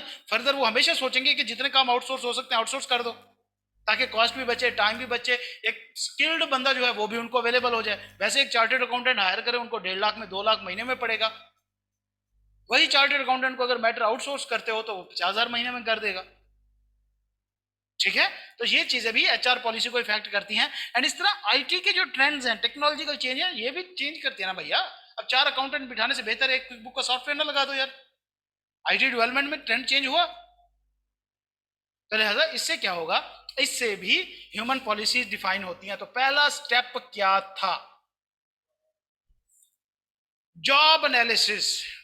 ह्यूमन रिसोर्स जब हम हायर करते हैं तो बेसिकली ये वो स्टेप आ गया है, हायरिंग के स्टेप्स आ गए हैं। ये पहला स्टेप क्या है? जॉब एनालाइज करना। जॉब एनालाइज से क्या मुराद है? जॉब को देखना, भालना, उसकी स्पेसिफिकेशन डिजाइन करना, उसके नीड क्रिएट करना, रिसोर्सेज अरेंज करना, ये सब जॉब एनालाइज है कि किस नेचर की जॉब है, किस टाइप की जॉब होनी है, यहाँ पे आने वाला बंदा क्या करेगा। तो लिहाजा job analysis involve the observation and study of pertinent information about a job. Pertinent आप कह सकते हैं किस्म की फिक्स्ड होती हैं, मतलब हाँ स्पेसिफिक कर सकते हैं, फिक्स्ड जो उसके साथ रिलेटेड है, वाजे। Pertinent information about a job, the specific task, कि जॉब की इंफॉर्मेशन क्या है, जॉब के बारे में, वो टास्क क्या होगा, काम क्या होगा, उस बंदे के पास नॉलेज क्या होना चाहिए, उसके पास स्किल्स क्या होने चाहिए, उसकी एबिलिटी क्या होनी चाहिए, एंड नेसेसरी इन्वायरमेंट वगैरह उस जॉब का कैसा होना चाहिए, ये सब डिफाइन करना या डिसाइन करना जॉब एनालिसिस करता है। जॉब एनालिसिस क्यों किया जाता है? Produce a detail specification of job. क्यों? अगला स्टेप क्या है हमारा? जॉब स्पेसिफिकेशन ही है ना। जब तक हमें जॉब का नहीं पता हम उसकी स्पेसिफिकेशन लिख सकते हैं, जब तक आप किसी बंदे को नहीं जानते क्या उसकी नेचर के बारे में बता सकते हो? नहीं ना। तो लिहाजा जॉब स्पेसिफिकेशन क्या होती है बच्चा? किसी जॉब के बारे में लिखना। ओके जी। और उसके बाद दूसरा क्या? Produce specification of qualities need. पहले नंबर पे तो जॉब स्पेसिफिकेशन आ गई ना, दूसरे नंबर पे अब इसके ऊपर बंदा फिल करना है। तो बंदा कैसा होना चाहिए? वो ऐसा बंदा होना चाहिए जो इस जॉब को सूट करे। अब हमें पता चल गया कि इस जॉब के लिए कौन सा बंदा चाहिए, हमें उस बंदे के कैरेक्टरिस्टिक्स पता चल गए। जब हमने ये डिसाइड किया कि एक ये अकाउंटेंट की जॉब है, इसमें बुक कीपिंग का एक्सपीरियंस वो बंदा काम है, यहाँ पे बुक कीपिंग का काम है, तो हम लिखेंगे जो बंदा यहाँ पे है वो बुक कीपिंग में एक्सपर्ट होना चाहिए। हमने अकाउंटेंट की पोस्ट क्रिएट की और हमने कहा हमने क्विक बुक सॉफ्टवेयर यूज करना है, तो हम लिखेंगे कि भाई जो बंदा हमें चाहिए वो क्विक बुक एक्सपर्ट होना चाहिए। तो job analysis basically job description में भी हेल्पफुल करता है, साथ में जो शख्स हम हायर कर रहे हैं उसकी एबिलिटीज और स्किल्स को भी हम हाईलाइट कर सकते हैं या एनालाइज कर सकते हैं, या लिख सकते हैं कि हमें इस तरह का बंदा चाहिए। ठीक हो गया? इसको कहा जाता है जॉब एनालिसिस। जॉब डिस्क्रिप्शन क्या होता है? A job description is a formal description of a job, it's purpose, scope, कि एक शख्स ने एक नौकरी में करना क्या है बैठ के। पुत्र कुछ भी हो, नौकरी नौकरी होती है, ठीक है। तो लिहाजा आपने इसको इस रेफरेंस में नहीं पढ़ना है कि कल आपको नौकरी करनी है, इस रेफरेंस में पढ़ना है कि कल आपको बिजनेस करना है, अपने लोग रखने हैं, अपने आपने नौकरी के लोग रखने हैं। ऐसी बात है। और हमारे सामने तो ऐसी ऐसी एग्जांपल्स मौजूद हैं कि जहां पे चार्टर्ड अकाउंटेंट्स को बीए पास लोगों ने हायर किया होता है, ठीक है। तो लिहाजा हमेशा देने वाला हाथ बनो, लेने वाला हाथ ना बनो। की चावल मारियो। अच्छा, ठीक है। जॉब डिस्क्रिप्शन और जॉब स्पेसिफिकेशन क्या है? Describe the qualification and skill necessaries for the job. तो ये नीचे बेसिकली रिक्रूटमेंट करने की स्टेजेस शामिल है। स्टेज 1 पे क्या है? सबसे पहले तो ये चीज एग्री करना कि यार एक वैकेंसी है हमारे पास। अगर आप ये भी नहीं मान रहे कि आपके पास कोई जॉब की वैकेंसी मौजूद नहीं है तो क्या कोई बंदा हायर करोगे? नहीं। सबसे पहले एग्री करना कि वैकेंसी है और उसके ऊपर हमने बंदा भी हायर करना है, ठीक है। दूसरे नंबर पे क्या है कि भाई job description, job specification define करें कि भाई इस जॉब के ऊपर बंदे ने बैठ के कौन सा बंदा चाहिए और उसने क्या करना है। एंड थर्ड स्टेज के ऊपर अब हम क्या करेंगे? हम ये 2 स्टेजेस कर चुके हैं, अगली 4 स्टेजेस 3 स्टेजेस जो है वो हमें भी करनी है। थर्ड स्टेज क्या होगी? अब हम एप्लीकेशन इनवाइट करेंगे, अब हम मार्केटिंग करेंगे, अब हम एडवर्टाइजमेंट्स देंगे, अब हम लोगों को बोलेंगे, जैसे भी होगा अपने रिसोर्सेज यूज करेंगे। अब हमें बंदे चाहिए। नॉर्मली आपने किस किस तरीके से जॉब की अवेलेबिलिटी को देखा है? मतलब हायरिंग में कहां कहां पे आपने एडवर्टाइजमेंट देखे? नॉर्मल क्या तरीका यूज होता है आपके ख्याल में? आप बताएं। फेसबुक हो गया, कहां पे? सड़कों पे, ठीक है। फिजिकल मार्केटिंग है, आप बताएं। अमेजोन पे कौन बंदे ढूंढता है भाई को, खुदा को? ट्विटर है, ठीक है, वहां पे लोग डालते हैं नॉर्मली, वो इसका पर्पज नहीं है। आप बताएं। इश्तिहार कहां पे? सड़कों पे, वो तो ये बता चुके हैं, पोस्टर लगे होते हैं। ऑनलाइन वाले भी सारे बताएं। अखबार, शाबाश। प्रिंट मीडिया हो गया, और टीवी चैनल्स हो गए, डिजिटल मीडिया हो गया, और तो अब तक हम क्या देखा? Social media, digital media, print media, physical posters हैं। अब पोस्टर्स होते हैं ना, ब्रोशर्स होते हैं। अच्छा जी, ऑनलाइन ऑनलाइन वाले देखते हैं कि यहाँ पे जो एक्सपर्ट की क्या राय है। यूट्यूब, वेबसाइट्स, शाबाश। डिजिटल मीडिया इसको भी कहते हैं। यूट्यूब वीडियोस, लाइबा पुत्र, कौन से यूट्यूब वीडियो में आपने जॉब वैकेंसी आती देखी है? ना मुझे एक बात बताओ, एक अच्छी कंपनी कौन सी है जो साथ में यूट्यूब का चैनल भी चला रही होती है? हैं? यूनिलीवर का तो मैंने यूट्यूब चैनल नहीं देखा। इंस्टाग्राम, ठीक है, बेहतरीन सोशल मीडिया है। व्हाट्सएप, हाँ, ग्रुप्स, ठीक है, एक तरीकाकार है। न्यूज़पेपर बेहतरीन, पर्सनल वेबसाइट बेहतरीन, न्यूज़पेपर बेहतरीन, न्यूज़पेपर बेहतरीन। अच्छा जी, आगे आगे आगे, और कुछ एक्सपर्ट की हम ओपिनियन जानते हैं ऑनलाइन पे। आप फोन फ्रेंड भी कर सकते हैं ऑनलाइन वाले। टीवी एड्स, ठीक है, डिजिटल मीडिया होता है। अच्छा, रिक्शा पीछे हेड लगा दो, हाँ ये भी बड़ी अच्छी बात है। जबरदस्त। आपने एक कंपनी का डायरेक्टर रखना और उसकी हेड रिक्शा के पीछे लगी हो, जी हमें यूनिलीवर के लिए डायरेक्टर चाहिए, इससे ज्यादा आत्मा क्या रुलेगी? हाँ, मार्केटिंग हो सकता है। अच्छा जी, रेफरेंस यूज होता है नहीं होता जॉब में? होता है ना। बाजुकात कंपनीज रेफरेंस यूज करती हैं, वो एडवर्टाइजमेंट नहीं करती, अपने एम्प्लॉयज को कह देती हैं कि कोई जानने वाला बंदा रख लो यहाँ पे। फर्म में क्या होता है? रेफरेंस ही तो होता है।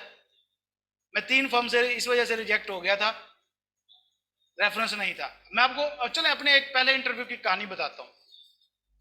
मैं इंटरव्यू देने गया, मैं आपको क्वेश्चन बता रहा हूँ। मैनेजर ने मुझे बुलाया, और उससे पहले मैं एक जगह पे वैसे आर्टिकल कर रहा था, मेरे 1-1.5 महीना हो चुका था, तो मेरे पास काफी कुछ एक्सपीरियंस एंड एक्सपोजर मौजूद था। मुझे उसने बुला के कहा, हाँ जी बैठे। बैठा, सलाम दुआ हुई, वालेकुम सलाम, ये वो सारा कुछ करने के बाद कहता कि यार, अच्छा, उसने मुझे 2-3 काम दिए। एक डेप्रिसिएशन की बैकवर्ड वर्किंग थी, वो मैंने की। डेप्रिसिएशन आगे चल के आप पढ़ेंगे अकाउंटिंग में।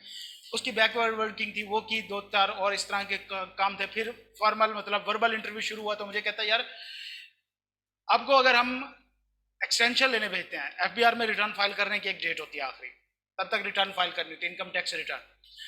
जो लोग नहीं फाइल कर सकते तो वो क्या करते हैं? वो एक्सटेंशन ले लेते होते हैं। तो मुझे कहता है कि अगर आप आपको एक्सटेंशन लेने भेजेंगे तो आप क्या करेंगे? मैंने कहा जी लेके आऊंगा। कहता नहीं, अगर वो नहीं देता तो? मैंने कहा सर मैं फिर भी लेके आऊंगा। कहता नहीं, वो फिर भी नहीं देता। मैंने कहा सर अब जाहिर सी बात है, देखें अगर तो देने वाली चीज है तो मैं लेके आऊंगा। कहता नहीं लेता। मैंने कहा सर अब पैंट कोट पहना शख्स अगले के पैरों में पड़ जाए और अगर वो चीज पॉसिबल है फिर तो वो दे ही देगा। मैनेजर हंस पड़ा, मुझे कहता यार तू जवाब याद करके आया?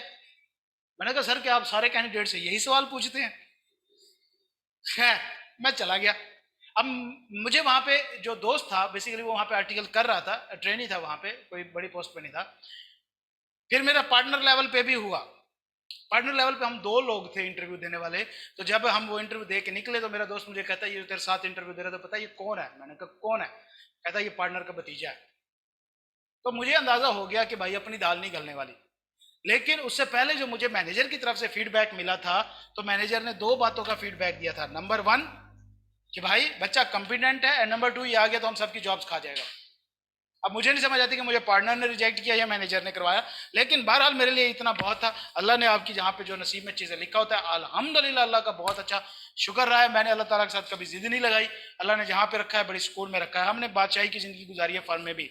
आपने सीए किया हुआ है बेटा, सीए भला होता है किसी से? खुदा का खौफ करो यार। 1965 से लेकर अब तक सिर्फ 12,000 लोगों ने किया है। 2 लाख तो अभी फंसे हुए हैं बीच में। जी बेटा मैं सीए का ही हूँ, लेकिन मैं फाइनल लेवल पे हूँ, साथ साथ चल भी रहा है इंशाल्लाह। मैंने साथ में जो public finance accountant, associate public finance accountant PFA, उसको क्वालिफाई किया हुआ है। साथ में मैं बीकॉम भी कर रहा हूँ, साथ में मैं फ्रीलांसिंग भी कर रहा हूँ, साथ में मैं टीचिंग भी कर रहा हूँ, मैं बहुत कुछ कर रहा हूँ। Basically I am a Superman निक्का सा। अच्छा जी, तो लिहाजा क्या हुआ बचा कि जो मैं आपको बता रहा था, स्टेज 4 क्या है? हमने जॉब वैकेंसीज तो मुख्तलिफ तरीकाकार होते हैं फिल करने के, कि हमने मार्केटिंग कई तरीकों से हम कर सकते हैं, एडवर्टाइजमेंट। अच्छा, इंटरनल वैकेंसी भी तो फिल होती है कि एग्जिस्टिंग बंदे को प्रमोट कर दो, ठीक है? तो कई तरीकाकार होते हैं, ये हमने जनरल आइडिया लिया, आगे चल के पढ़ेंगे। मैं बस देख रहा था कि आप सबके पास प्रैक्टिकल नॉलेज कितना मौजूद है, तो आप सबको तकरीबन ये चैप्टर आता है। अगली स्टेज है select candidate for interview and short listing. फिर हम क्या करते हैं, जो हमारे पास एप्लीकेशंस आती हैं उनमें से हम कैंडिडेट सिलेक्ट करते हैं। क्या तमाम कैंडिडेट जितनों की एप्लीकेशन आई हो सबको इंटरव्यू के लिए बुलाते हैं?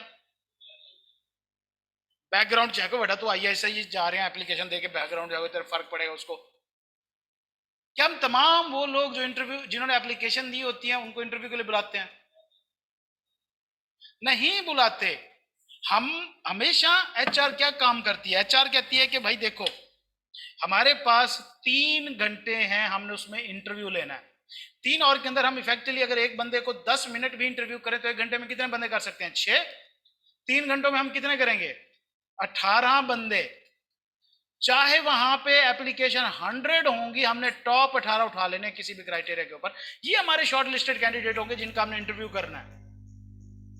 जब इंटरव्यू होता है तो फिर उसमें से मजीद शॉर्ट लिस्ट होते हैं, फिर उन मजीद शॉर्ट लिस्टिंग में से सिलेक्शन होती है, ठीक है? तो अगली स्टेज क्या होती है हमेशा एप्लीकेशंस के बाद?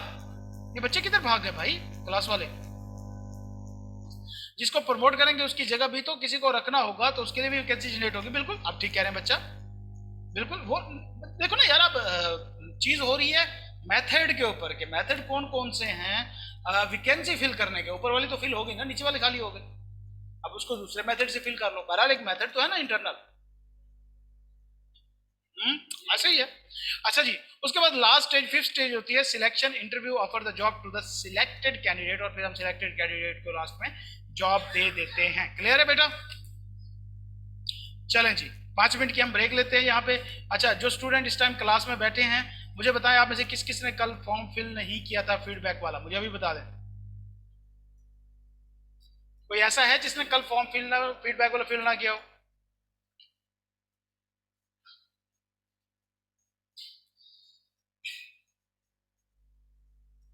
आपने नहीं किया अबू रहरा? चलें मैं लिंक भेज रहा हूँ, थोड़ा सा डिटेल्ड है फॉर्म, लेकिन आपने लाजमी फिल करना है। आपके पास 5-7 मिनट है, मैं भी थोड़ा सा रिफ्रेश हो लूँ, फिर हम वापस आते हैं नए जज्बे के साथ। अच्छा मैं लिंक भेज रहा हूँ बच्चे, सबको लिंक भेज रहा हूँ।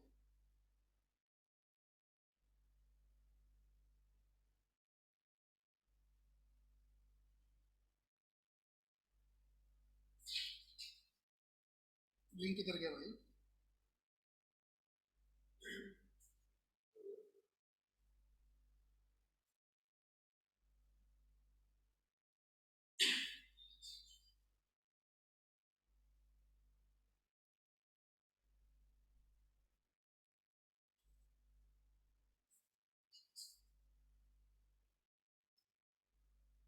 जिसने फिल नहीं किया बच्चा वो फिल कर दे उसको।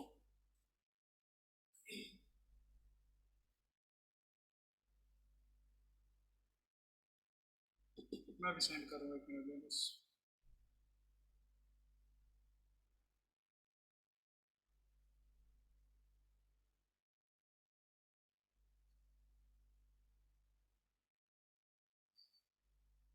चलें, ये लिंक आ गया, आप फिल करें, 2 मिनट इंतजार करें जस्ट मेरा, मैं अभी आया वापस इंशाल्लाह। रिकॉर्डिंग में पॉज कर देता हूँ, बीच में ये ऐसे गैप हो जाता होगा, फिर शुरू करते हैं। ओके जी, तो हम बात कर रहे थे, कहाँ पर थे? हाँ जी, हमने स्टेजेस कर ली थी कि कौन कौन से स्टेजेस होते हैं। तो चलिए जी फर्दर सारी स्टेजेस को हम जिक्र करते हैं। रिक्रूटमेंट क्या है? रिक्रूटमेंट एक प्रोसेस है जिसके अंदर हम क्या करते हैं, वैकेंसी आइडेंटिफाई करते हैं, फिर क्या रिक्रूटमेंट स्टार्ट मैंने job vacancies identified and it is a process of obtaining a supply of suitable possible candidate to fill the vacancy. Vacancy को फिल करने के लिए एक सूटेबल कैंडिडेट की सप्लाई को चेक करना और उसको लेके आना, इसको रिक्रूटमेंट कहा जाता है। तो क्या तरीकाकार होता है? सबसे पहले जॉब एनालाइज होती है, फिर जॉब डिस्क्रिप्शन लिखी जाती है और साथ में पर्सन स्पेसिफिकेशन भी लिखी जाती है। क्यों? हमने जॉब एनालिसिस का ये फायदा देख चुके हैं। क्या यही था? ये 2 फायदे थे। जॉब एनालाइज का क्या फायदा है? हमें जॉब डिस्क्रिप्शन भी मिल जाती है एंड पर्सन स्पेसिफिक भी मिल जाती है। फिर हम एडवर्टाइजमेंट करते हैं और उसके बाद जॉब एप्लीकेशन हमें मिल जाती है। जॉब वैकेंसी कितने तरीकों से एडवर्टाइज हो सकती है? विद इन ऑर्गेनाइजेशन, एक्सटर्नल बाहर के लोगों को, एंड सेम इस तरह बहुत इंटरनली एक्सटर्नली, तो दोनों को भी अडॉप्ट कर सकते हो, किसी एक तरीके पे भी जा सकते हो। तो इंटरनली और एक्सटर्नली दोनों रख लेते हैं बाजू का, कुछ को प्रमोशन दे दी, कुछ नए लोग रख लिए। इंटरनल रिक्रूटमेंट क्या होती है? जब आप ऑर्गेनाइजेशन के अंदर लोगों को प्रमोट करते हैं या उससे वैकेंसी फिल करने की कोशिश करते हैं। मेथड क्या है? Performance report and appraisal. Appraisal क्या होता है? अभी मैंने बताया था, तारीफ अप्रेज को तारीफें करते हैं, एम्प्लॉय को बुला के बहुत अच्छे, well done, you are good, you are फरिश्ता, ये अप्रेजल है। नहीं बचा? अप्रेजल क्या होता है? कोई बताए मुझे जरा जल्दी से। रिपोर्ट होती है, रिपोर्ट होती है बेटा। Job appraisal basically performance evaluation report होती है किसी भी इंप्लॉय की, जिसके अंदर ये लिखा होता है उसके पूरे साल का कि भाई कैसे हुआ। अगर एक शख्स की जॉब अप्रेजल अच्छी रही है, उसकी परफॉर्मेंस अच्छी रही है, तो क्या होता है? उसको प्रमोट किया जाता है। तो सही बात है, एक जॉब अप्रेजल भी तरीका है। वॉइस क्लियर नहीं है, बाकी स्टूडेंट्स को वॉइस क्लियर है कि नहीं है? अली को वॉइस मेरी क्लियर नहीं आ रही, बाकी स्टूडेंट जल्दी से बोले, टाइम वेस्ट नहीं करना। रिपोर्ट रिपोर्ट रिपोर्ट, शाबाश, यस ठीक है, मेरी आवाज क्लियर है। अली बच्चा, आपके नेट का इशू है, थोड़ी देर में सेट हो जाएगी, परेशान नहीं होना, रिकॉर्डिंग मिल जाएगी इंशाल्लाह आपको। अच्छा जी, तो लिहाजा पहला है जॉब अप्रेजल। दूसरा, list of potential employees who are ready for promotion to be invited. एक तो होता है जॉब अप्रेजल, क्या आपने जॉब अप्रेजल बनाई और देखा इसमें से जो एम्प्लॉयज जो हैं वो अच्छे जा रहे हैं, उनको प्रमोट कर दो। एक तरीका ये होता है कि आप जॉब अप्रेजल नहीं कर रहे, लेकिन आपको पता है कि कौन कौन से एम्प्लॉयज जो हैं वो इस टाइम प्रमोशन के फिराक में बैठे हैं, प्रमोशन के पीछे बैठे हैं। जो प्रमोशन, ये देखो बेटा, ये सारी चीजें प्रमोशन वगैरह ये ट्रक की बत्ती होती है बेसिकली। इंप्लॉय का फायदा नहीं होता। इंप्लॉयर जो भी कर रहा होता है वो अपने फायदे के लिए कर रहा होता है। और यही चीज हमने पढ़ी थी कि क्या करें, सिंक्रोनाइज कर देना कमर्शियल गोल को पर्सनल गोल के साथ, जिसको हमने मैनेजमेंट बाय ऑब्जेक्टिव कहा था, एमबीओ जिसको कहते हैं। तो हमें लग रहा होता है कि हम अपने फायदे के लिए काम कर रहे होते हैं, लेकिन नहीं पुत्र, आपका फायदा वो कैसे हो सकता है जिसमें आप किसी के मोहताज हो रहे हो? हैं? जब तक आप किसी पे डिपेंडेंट हैं, अल्लाह की जात के अलावा किसी और से आपने एक जरिया क्रिएट करके रखा हुआ है। और हम ये नहीं कहते कि वो जनाब हमारे पास चॉइस नहीं थी, नहीं पुत्र, ये बाई चॉइस होता है, ये आपकी हर हरामी होती है। आप नौकरी में जाते हो, ये बाई चॉइस नहीं होता, ये बाई चॉइस होता है, सॉरी। आप ये नहीं कहते हमारे पास ऑप्शन नहीं था। क्यों भाई, क्यों ऑप्शन नहीं था? क्या आप इस दुनिया में एक्सेप्शन हो? अल्लाह ने आपके लिए जो है वो ये करके भेज दिया? नहीं, ये हड हरामी होती है हमारी। हम अपनी पर्सनल ईज के लिए, हम अपनी पर्सनल सिक्योरिटी के लिए नौकरी कर लेते हैं एंड हमारे आने वाले बच्चों का, मुस्तकबिल का, नस्लों का, रिश्तेदारों का, फैमिली का बेड़ा गर्क करके रख देते हैं, किसी के बारे में नहीं सोचते। और दुनिया में आने का पर्पज हमारा अपना जीना है क्या? इसे लितर मार भाई, बस ठीक है, बस बस बस, इससे ज्यादा नहीं। वो आपके लिए जी रहा है, देखा? बाहर जाके आपस में लड़ाई नहीं करनी। अच्छा जी, नहीं, आपको मौका मिलेगा, इक्वली मौका मिलेगा, सब्र करें, इसने भी बोंकी मारनी है कोई ना कोई।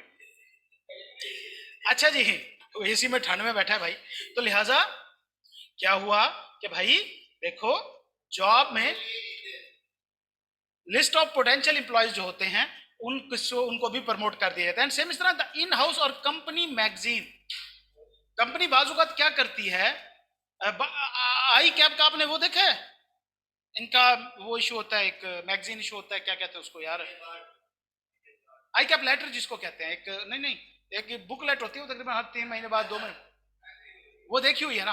बेसिकली ये कंपनीज भी इशू करते हैं जिसके अंदर वो अपनी इंटरनल अंदरूनी इंप्लॉइज को अपनी परफॉर्मेंस वगैरह वो बताती हैं, तो वो बाजूकात क्या करते हैं उसमें एडवर्टाइजमेंट कर देती है अपने इंप्लॉइज के लिए, वो भी इंटरनली होता है लेकिन वो मैगजीन के थ्रू होता है। एंड ऑर्गेनाइजेशन वेबसाइट और एचआर पोर्टल, तो उसमें भी ये चीजें की जा सकती हैं।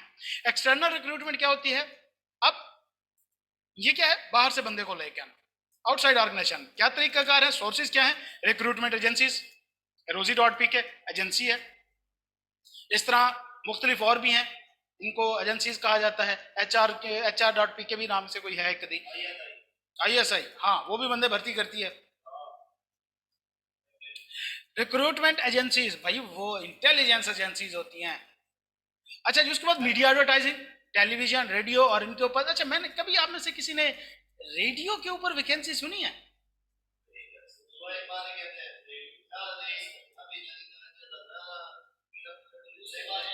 ना मतलब मुझे वाकई ये बड़ा इश्तियाक है कि टीवी के ऊपर तो चलो ठीक है चाह रहे होते हैं, रेडियो के ऊपर जॉब वैकेंसी कैसे नशर होती होगी, होती तो होगी, जाहिर बात है, हमने नहीं सुनी, ये और बात है। इस तरह ओपन हाउस होता है, ये क्या होता है ओपन हाउस, ये बेसिकली ये जो जॉब फेयर्स होते हैं, सीरियस जॉब फेयर्स होते हैं, जो कभी देखा है, अभी ICMA वालों ने करवाया था, जॉब फेयर्स होते हैं, ICAP भी कराता है जॉब फेयर्स, वहां पे कंपनीज जाती हैं, कैंडिडेट्स जाते हैं, वहां पे उनकी मीटिंग होती है, मुलाकात होती है, सीवीज वगैरह होती हैं। अच्छा अब नहीं मतलब सिंपल यार, ICAP का इंडक्शन फेयर कभी नहीं सुना? वो ट्रेनिंग हायर करने के लिए फॉर्म्स ICAP एक इंडक्शन फेयर करता है, वहां पे फॉर्म्स अपनी स्टॉल लगाती हैं, अब वहां पे जाएं वो आपसे फॉर्म शॉर्म फिल कराती हैं, और बात है पता नहीं उसमें से हायर भी करते हैं नहीं करते, लेकिन बहरहाल ये सब होता है, और ये हमने भी किया हुआ है हमारी फर्म के लिए, मैं खुद गया हुआ हूँ वहां पे जॉब फेयर्स कराना। इस तरह इंटरनेट रिसोर्सेज, ये देखो लिखा हुआ है rosie.pk, monsters.com and social media वगैरह, इंटर्नशिप प्रोग्राम, कंपनी वेबसाइट, तो ये वो सोर्सेज है जिससे हम एक्सटर्नल रिक्रूटमेंट करते हैं। अगला स्टेप क्या होता है, सिलेक्शन का होता है। सिलेक्शन क्या है कि हमने किसी सूटेबल कैंडिडेट को जॉब वैकेंसी पे फिल करना होता है। रिक्रूटमेंट जो है वो क्वांटिटी के साथ कंसर्न्ड होती है, जबकि सिलेक्शन क्वालिटी के साथ कंसर्न्ड होती है। Selection is concerned with quality, selection से क्या मुराद है, एक सूटेबल कैंडिडेट लेना, ये नहीं कि 10 कैंडिडेट लेना, ये रिक्रूटमेंट है। सिलेक्शन क्या है, सूटेबल कैंडिडेट लेना जो कि क्वालिटी के लिए होता है। अब सिलेक्शन प्रोसेस क्या है, सबसे पहले इनिशियल स्क्रीनिंग होती है, मतलब इनिशियली जब हमारे पास एप्लीकेशंस आती हैं, हम उनमें से भाई ये अच्छी हैं, ये बुरी हैं, ये फर्स्ट अटेम्प्टर हैं, जब मैं फॉर्म में होता था या जब मैं बच्चे रखता होता था, अब मैं क्योंकि डायरेक्ट नहीं हूँ, अब मैं इनडायरेक्ट हूँ, तो क्या होता था, फर्स्ट अटेम्प्टर तो मैं निकाल के बाहर फेंक देता था कि भाई ये बर्गर बच्चे हमारे काम के नहीं है ना, मैं अपनी साइकी बता रहा हूँ, तो जाहिर सी बात है उन्होंने किसी बिग 4 फॉर्म में या टॉप 10 में निकल जाना होता है, तो वो महीना 2 महीने उनके ऊपर एफर्ट करने का कोई फायदा नहीं होता। सेम इस तरह ये इनिशियल स्क्रीनिंग होती है, मार्क्स की बेस के ऊपर, उसकी फीडबैक, उसकी CV को देख के, उसकी प्रोफेशनल स्किल्स को देख के शुरू में ही हम सारी चीजें निकाल देते हैं। उसके बाद टेस्ट होते हैं, हमारी फॉर्म्स के टेस्ट होते हैं, आपको बुलाते हैं, आपसे वो एनालिटिकल टेस्ट होते हैं, एप्टीट्यूड टेस्ट होते हैं, रीजनिंग टेस्ट होते हैं, आपके प्रोफेशनल जो क्वालिफिकेशन है उससे रिलेटेड क्वेश्चंस होते हैं। उनको टेस्ट करके फिर क्या होता है कि मजीद चीजें छोटी हो जाती हैं, ठीक है, हम उसमें से मजीद जो है लोग निकाल देते हैं। फिर इंटरव्यू के लिए हम लोगों को सिलेक्ट करते हैं, फिर इंटरव्यू होता है। इंटरव्यू में नॉर्मली क्या होता है कि भैया उसका एक्सपीरियंस वगैरह, उसकी पर्सनैलिटी को हम देखते हैं, एक्सपीरियंस को डिस्कस करते हैं, बैकग्राउंड, जॉब, उसकी सोच समझने की सलाहियत को देखते हैं, हम उसकी कैपेसिटी, कैपेबिलिटी को अंडरस्टैंड करते हैं। उसके बाद अगला क्या होता है, बैकग्राउंड एंड रेफरेंस चेक करते होते हैं। तो ये नॉर्मली ज्यादातर कंपनीज में नहीं होता, लेकिन जाहिर सी बात है बड़ी कंपनीज होती है, उनकी रिस्पॉन्सिबिलिटी होती है, एंड ये बड़ा खिचड़ी पक जाती है, एक भी गंदी मछली तालाब में आ जाए, तो लिहाजा बैकग्राउंड वगैरह भी नॉर्मली चेक किए जाते हैं। रेफरेंस, अच्छा अब एक छोटी सी कॉमन मिसकंसेप्शन मैं आपसे क्लियर कर दूं यहाँ पे, कि हमारे यहाँ यूज होता है कि रेफरेंस, और रेफरेंस के लिए हम क्या कोशिश करते हैं, वो बड़ा है कोई हमें ढूंढ के लाए, या प्रेसिडेंट का रेफरेंस ढूंढ के लाए ताकि हमें उसकी सिफारिश। रेफरेंस का मतलब सिफारिश नहीं होता बच्चा, रेफरेंस किसी भी आप ऐसे शख्स का दे सकते हो जो आपको जानता हो पर्सनली, जो कि खुद क्रेडिबल हो, आपका टीचर हो सकता है, आपका प्रीवियस एम्प्लॉयर हो सकता है। रेफरेंस का पर्पस क्या होता है, वो बेटा इसलिए होता है कि भैया आपके ऊपर कम से कम थोड़ा सा बर्डन रहे कि भाई उसकी भी साथ में वाट लगनी अगर आपने कुछ गलत किया, नंबर 1। नंबर 2 कि भाई एक क्रेडिबल बंदा है, ये एक पक्का बंदा है, इसका बैकग्राउंड क्लीन है, मुझे बताएं, किसी डिकेट का रेफरेंस कोई टीचर दे सकता है? कोई किसी चोरी के केस में फंसा हुआ है, उसका रेफरेंस कोई दे देगा? नहीं देगा। तो लिहाजा रेफरेंस इसलिए लिया जाता है, ना कि इसलिए कि भाई कोई बड़ा सारा बंदा जो सियासतदान है वो लेके आओ हमारे पास। ठीक है, अच्छा जी, आगे मूव करते हैं। Physical exams and medical exams, फिर ये हम आर्मी वगैरह में, पुलिस में देखते हैं कि भैया रनिंग होती है और मुख्तलिफ किस्म की एक्टिविटीज होती हैं, फिर मेडिकल एग्जाम्स होते हैं, आपके चेकअप्स होते हैं, आपका ब्लड टेस्ट वगैरह किया जाता है, फिर डिसीजन किया जाता है इनमें से जो बचता है, डिसीजन टू हायर, कि हमने इसमें से किसको रखना है, और जिसको फिर हमने रखना होता है उनको हम ऑफर कराते हैं, फिर हम ऑफर टू जॉब देते हैं, और अगर वो एक्सेप्ट कर लेते हैं तो वो हम उसको अपॉइंट कर लेते हैं, उनको फिर हम कॉन्ट्रैक्ट कर लेते हैं, अगर वो नहीं करते तो फिर हम उसकी जगह पे किसी और बंदे को ढूंढते हैं, फिर जो सेकंड बेस्ट होता है फिर हम उसको लेके आते होते हैं उसकी जगह पे। ठीक हो गया। हमारे करोड़पक्का में जो लास्ट इलेक्शन हुआ था, मैंने कहा सर न्यू डिग्री होल्डर क्या करेगा, जिधर भी जॉब के लिए अप्लाई करता है उससे एक्सपीरियंस मांगते हैं, और ऐसे में उसको जॉब कभी नहीं मिलती ना एक्सपीरियंस। मुझे एक बात बताओ बेटा, डिग्री होल्डर बंदा आपके ख्याल में एजुकेटेड है आज के दौर में? आप भी तो बेटा, आज के दौर में जो हमारा क्वालिफिकेशन का निजाम है उस पर भरोसा किया जा सकता है? प्राइवेट में तो भैया आपसे काम मांगा जाता है, इसलिए तो हम बार बार कहते हैं आपको स्किल की तरफ जाओ, अपने आप को डेवलप करो। प्राइवेट सेक्टर में आपसे काम मांगा जाता है, आपकी डिग्री को किसी ने आग में डालना है क्या? वो तो जस्ट एक फॉर्मेलिटी होती है कि चलो यार इमेच्योर बच्चे ना आ जाए, 6 साल का बच्चा ना अप्लाई करके बैठो जी मुझे मैनेजर बनना है।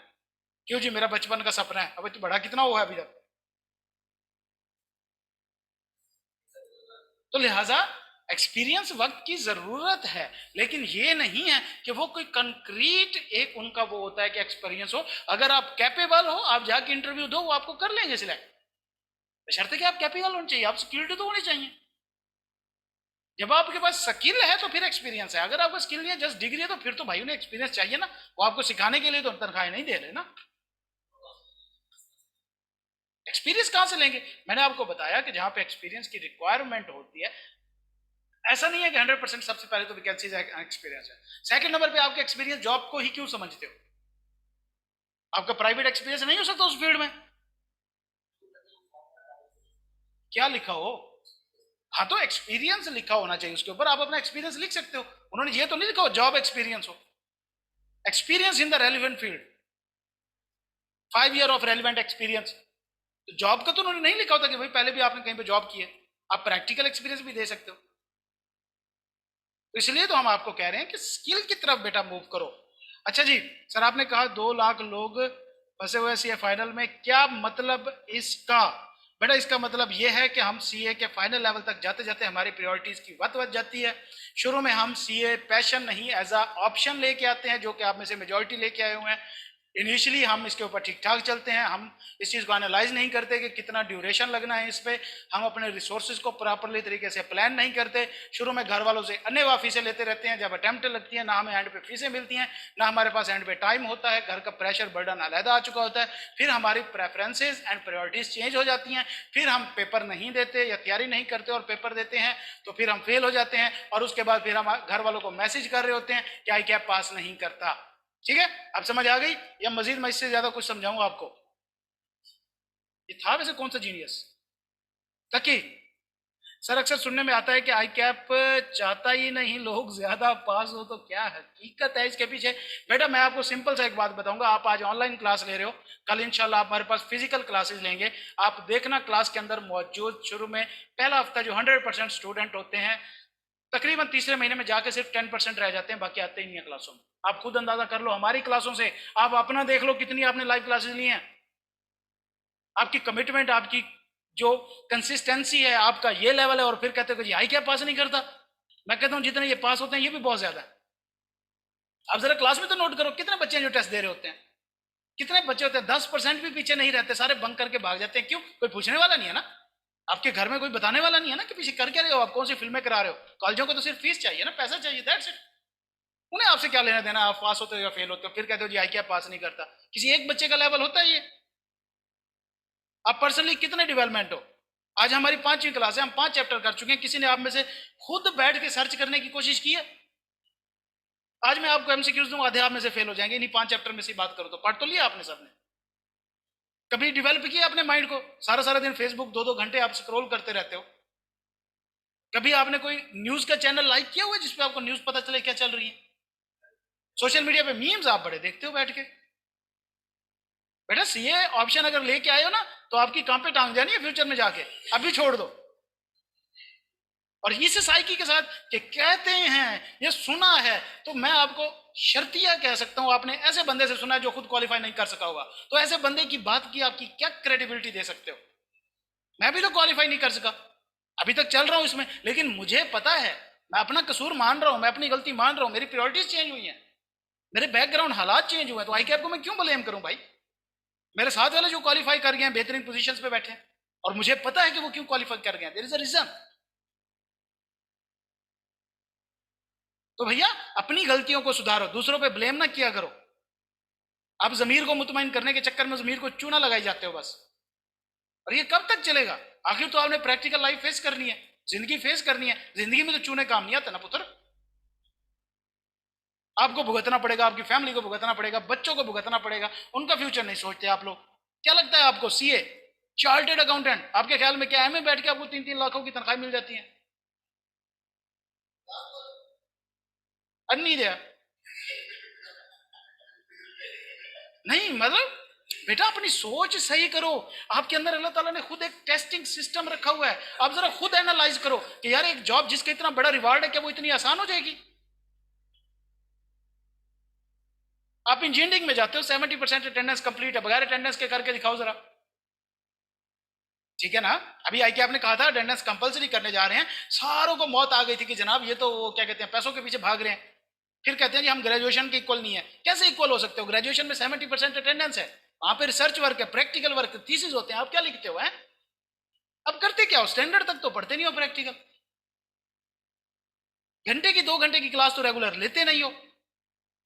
हमारी बात की वर्थ इतनी है कि हम चीख चीख के कह रहे हैं कि यार ये चीज फ्री तुम लोगों के लिए, मैं फ्री नहीं पढ़ा रहा यहाँ पे। आपको इतना एहसास नहीं है अपने फ्यूचर का, अपने टाइम का, अपने वक्त का। अल्लाह की सबसे बड़ी नेमत जो वक्त है, आप उसको इस तरह कुफरान करते हो और फिर कहते हो कि जनाब आप कामयाब हो जाओगे, आपके साथ कोई मौजजा हो जाएगा। मौजजात नबियों के लिए होते थे पुत्र, हम इंसान हैं, हम आम इंसान हैं, हमें प्लान के ऊपर चलना है, हमें दुनिया के निजाम के ऊपर चलना है, हम इसमें चलेंगे तो कामयाब होंगे।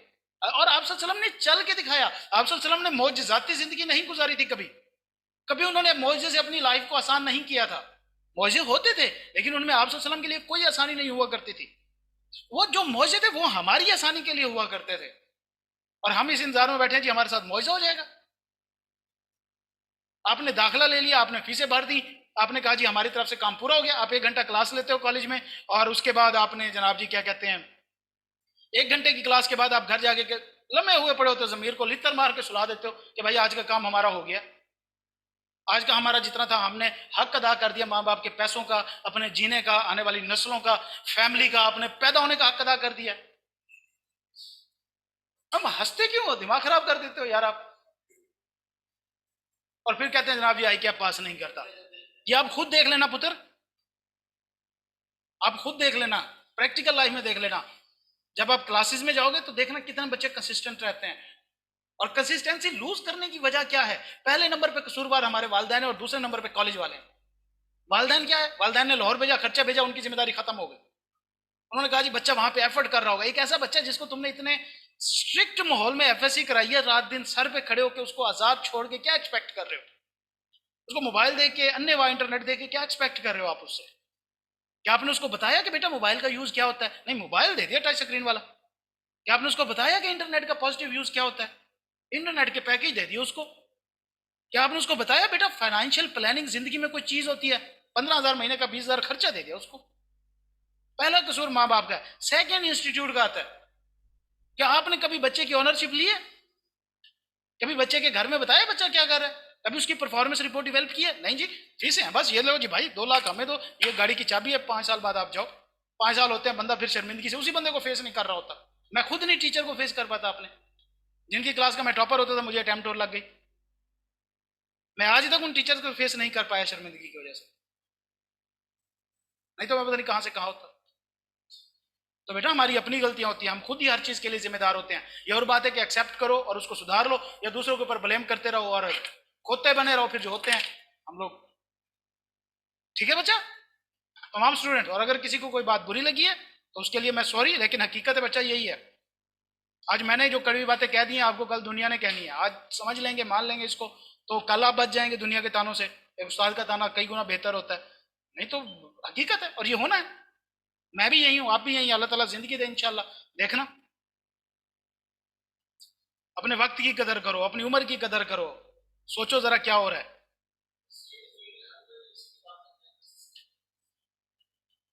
बेटा सीए क्या, हर प्रोफेशनल फील्ड यही डिमांड करती है। आप सीएसएस में गए हैं भाई, आप सीएसएस में गए हैं तो आपको क्या पता, जब वहां पे जाएंगे वहां पे भी यही कुछ है। और दूर के ढोल सुहाने होते हैं ना। फ्रीलांसिंग जरा भी बड़ी अच्छी चीज है, कभी फ्रीलांसिंग में घुसो, लग पते जाएंगे। ये बड़ा पैसा है, कंसिस्टेंसी वहां पे जितनी है इतनी कहीं पे भी नहीं है। आपको 4-4 महीने सारी सारी रात जागना पड़ता है। अच्छा जी, कोई बोरिंग शोरिंग तो नहीं हुआ भैया?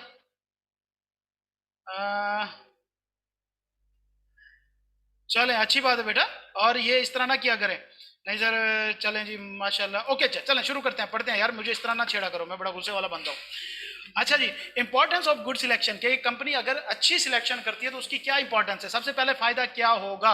Improve the quality of employees.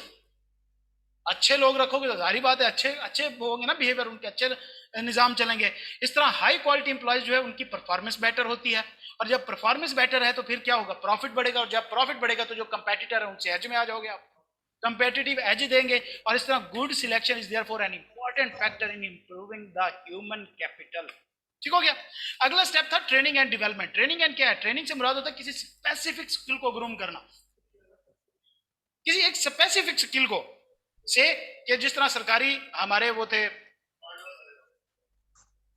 नहीं जितना यार एक्सट्रीम पे नहीं जाते, वो जो जिसको समझ भी है आपको। से मैं आपको बताता हूँ कि सरकारी जो एम्प्लॉयज थे पहले मैनुअली काम कर रहे थे, फिर उन्होंने कहा जी हम कंप्यूटर के ऊपर आज से ये काम करेंगे, तो 1 महीने के लिए ट्रेनिंग दी गई उनको सिर्फ कंप्यूटर चलाने की। उन्होंने उसमें कोई नहीं सीखा। तो ट्रेनिंग क्या होता है? किसी स्पेसिफिक स्किल्स सिखाने के लिए होती है। लेकिन डेवलपमेंट क्या होती है? ओवरऑल इंसान को ग्रूम करने के लिए होता है, उसका मोटिवेशन लेवल बढ़ाने के लिए, उसका कॉन्फिडेंस बढ़ाने के लिए, उसके अंदर जो सेल्फ एफिकेसी होती है, खुद एतमादी होती है, उसको इंक्रीज करने। उसका पर्पज किसी स्किल को डेवलप करना नहीं होता। तो मुझे बताएं कि क्या आज तक आपने किसी ऑर्गेनाइजेशन में देखा कि अगलों ने मौलाना तारिक जमील साहब को बुलाया, क्या वो हमारे बच्चों को जनाब जी यहाँ पे MS एक्सेल सिखा के जाओ? देखे? नहीं। क्यों? ये ट्रेनर नहीं है, ये डेवलपर है। क्या आपने कभी मौलाना तारिक जमील साहब के, भाई साहब के जलसे में देखा है कि वो बंदों को कह रहे हो कि जनाब जी कंट्रोल एक्स शॉर्ट की होती है, कट की, और ये कंट्रोल V होती है पेस्ट की?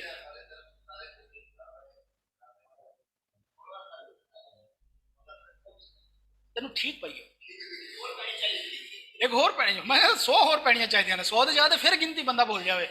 अच्छा जी, तो लिहाजा बेटा वो डेवलप करने के लिए आए होते हैं, वो एज अ होल इंसान को डेवलप कर रहे होते हैं, एज अ इंसान आपको डेवलप कर रहे होते हैं। जबकि ट्रेनिंग क्या होती है? किसी स्पेसिफिक स्किल की डेवलपमेंट होती है। क्लियर है तमाम स्टूडेंट्स को फर्क? तमाम स्टूडेंट्स बताएं। चलें, गुड है गुड है गुड है। एक बार सारे स्टूडेंट लिखें यस, आके जागते रहें। तेरी आवाज से लग रहा है सुता पे भांग पी गया है। Sir training job oriented process है ना? जी बेटा, स्पेसिफिक जॉब ओरिएंटेड प्रोसेस है। डेवलपमेंट आप कह सकते हैं ह्यूमन ओरिएंटेड प्रोसेस कह सकते हैं आप इसको। ट्रेनिंग सिर्फ जॉब को परफॉर्म करने के लिए दी जाती है, डेवलपमेंट जो है वो सिर्फ जॉब को परफॉर्म करने के लिए नहीं की जाती, बल्कि ओवरऑल एनवायरनमेंट को डेवलप करने के लिए की जाती है। ठीक है बच्चा, चलें जी, गुड हो गया। Benefit of training and development क्या होता है? सबसे पहले दोनों को फायदा होता है, एम्प्लॉयर को भी एम्प्लॉय को भी। एम्प्लॉयर के लिए क्या फायदा होता है भैया? जब एम्प्लॉय अच्छे ट्रेंड होंगे, स्किल्ड होंगे, तो उनकी प्रोडक्टिविटी हाई होगी, वेस्ट लेस होगा, बेटर परफॉर्मेंस होगी। अच्छा बच्चे, वर्ड छोटे तो नहीं है ये, इसको जूम इन कर लें अगर आप कहते हैं तो। मुझे ठीक नजर आ रहे हैं बेसिकली, आपका पता नहीं है कि क्या क्वालिटी आ रही होगी वहां पे। ये तो 240 144p भी लेता है नेट के ऊपर, थोड़ा सा बड़ा कर लेते हैं इसको। ओ बहुत बस बस बस, गुस्सा नहीं। चलें जी, इतना बहुत है। ओके, तो क्या होता है? Less need for close supervision. अच्छा बच्चे जो जूम पे बैठे हैं, लाइव क्लास ले रहे हैं, आप लोग अपनी स्क्रीन खुद जूम इन जूम आउट कर सकते होते हो, ठीक है? इस तरह क्लोज सुपरविजन की जरूरत नहीं पड़ती। क्यों? क्योंकि बंदे ट्रेंड हैं, डेवलप्ड हैं, तो फिर उनको क्या सुपरवाइज करना, उनको काम आता है। एंड इस तरह compete more effectively with the business rivals. जबकि एम्प्लॉय को क्या बेनिफिट होते हैं? जाहिर सी बात है कि भाई सबसे पहले तो एम्प्लॉय का मोटिवेशनल लेवल इंक्रीज होता है। नंबर 2, जब उसको एक नई स्किल आ जाती है तो जाहिर बात है प्रमोशन के चांसेस बढ़ जाते हैं, उसकी और जगह पे अपॉर्चुनिटीज डेवलप हो जाती हैं। एंड इस तरह prospect for promotion and higher PA. किस किस तरीकों से ट्रेनिंग की जाती है? टूल क्या है? 2 तरीकों से होता है। इन हाउस क्या है? खुद अपने मैनेजर जो होते हैं नॉर्मली। लेस वेस्ट बेटा, जब प्रोडक्शन होती है या मैन्युफैक्चरिंग होती है तो उसमें वेस्ट निकलता है। अगर ट्रेन बंदा, एक अनाड़ी बंदे को सूट देंगे सीने के लिए दोगे और एक उस्ताद को दोगे तो ज्यादा कपड़ा कौन वेस्ट करेगा? मुझे बताओ जरा। अनाड़ी करेगा या उस्ताद करेगा? अनाड़ी ही करेगा। सेम इसी तरह अगर आपका वर्कर ट्रेंड एंड डेवलप्ड है, क्या वो वर्क प्लेस के ऊपर टाइम वेस्ट करेगा या नहीं करेगा? नहीं करेगा। लेकिन एक बेचारा जुगाड़ी पड़ा है और एम ही आया बैठा है, चाचा मामा था किसी बिजनेस, अपने जो मालिक है उसका फूफी का बेटा था दूर का, तो वो बेचारा सारा दिन बैठ के टाइम ही वेस्ट करेगा ना, तो वेस्ट होता है बहरहाल। और अगला क्वेश्चन क्या है बच्चा? Business rival meaning competitor. दुश्मन नहीं होते बच्चे, कंपेटिटर होते हैं। बिजनेस में कोई दुश्मनी नहीं होती, मफादात की जंग होती है। हाँ, राइवल का मतलब दुश्मन होता है। तो देख लो पीपल पार्टी, नून लीग, ये सारे एक दूसरे के दुश्मन थे। क्या दुश्मनी है? कुछ भी नहीं है। टूल कैसे होते हैं ट्रेनिंग के? 2 तरह से होती है। एक होती है फॉर्मल ट्रेनिंग, उसकी 2 तरह से होती है। In house, external. In house क्या है भैया? कि अपने ही मैनेजर्स वगैरह जो होते हैं वो करते हैं। एक्सटर्नल क्या होता है? बाहर से एक्सपर्ट बुलाए जाते हैं जो आके ट्रेनिंग देते हैं। कंप्यूटर बेस्ड ट्रेनिंग होती है, जब किसी ऑर्गेनाइजेशन के अंदर आईटी बेस्ड ट्रेनिंग भी होती है। मिसाल के तौर पे आप फिजिकली अपने एम्प्लॉयज को नहीं भेजते, जिस तरह हम जूम के ऊपर ट्रेनिंग कर रहे हैं, जिस तरह मैं क्विक बुक की ट्रेनिंग कराता हूँ ऑनलाइन, तो लिहाजा कंप्यूटर बेस्ड ट्रेनिंग इसको कहा जाता है। ट्रेनिंग इन वर्क प्लेस, काम के ऊपर, काम करते हुए प्रैक्टिकली। एक होता है थ्योरेटिकली, उसको इन हाउस कहा जाता है ट्रेनिंग। प्रैक्टिकली काम करा के दिखाना कि भाई ऐसे नहीं, ऐसे, ऐसे नहीं, ऐसे, ठीक है, उसको वर्क प्लेस जो है उसको ट्रेनिंग कहा जाता है। इंडक्शन भी एक तरीका कार है जो कि हमारे ट्रेनीज को हायर करने के लिए होता है। फर्म्स क्या होती हैं? बाहर से लोगों को कुछ टाइम के लिए हायर करती हैं।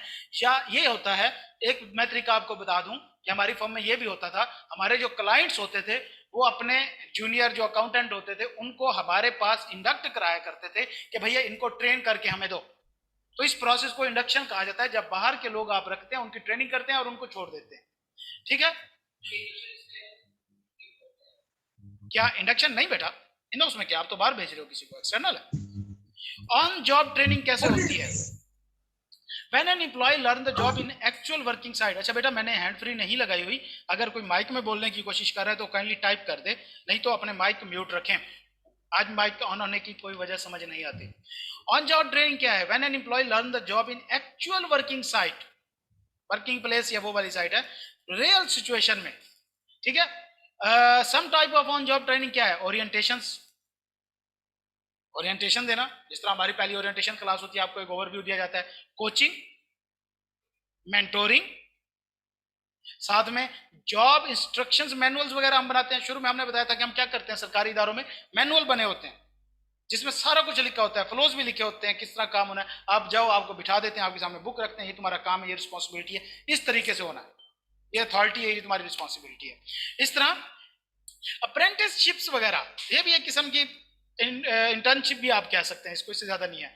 वर्क शेडोइंग, वर्क शेडोइंग से मुराद होता है बेटा किसी दूसरे के साथ लगा देना। मिसाल के तौर पे एक शख्स सीनियर काम कर रहा है, आप उसके साथ उसको कहते हो कि जैसे मैं काम कर रहा हूं पीछे मेरे करते हो, शेडो, साया बना लेना अपना।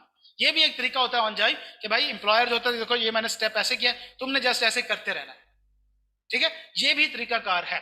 ऑफ जॉब ट्रेनिंग से क्या मुराद है? किसी दूसरी लोकेशन पे भेज के, जिस तरह हमने कहा कि हमारे पास आते हैं लोग, ट्रेनिंग के लिए भेजते हैं बच्चों को, अपनी एम्प्लॉयज को भेजते हैं फर्म्स के अंदर के, जाओ ट्रेनिंग लेके, हम उनको ट्रेन करके देते होते हैं। तो ये ऑफ जॉब ट्रेनिंग होती है। इसका क्या तरीका है?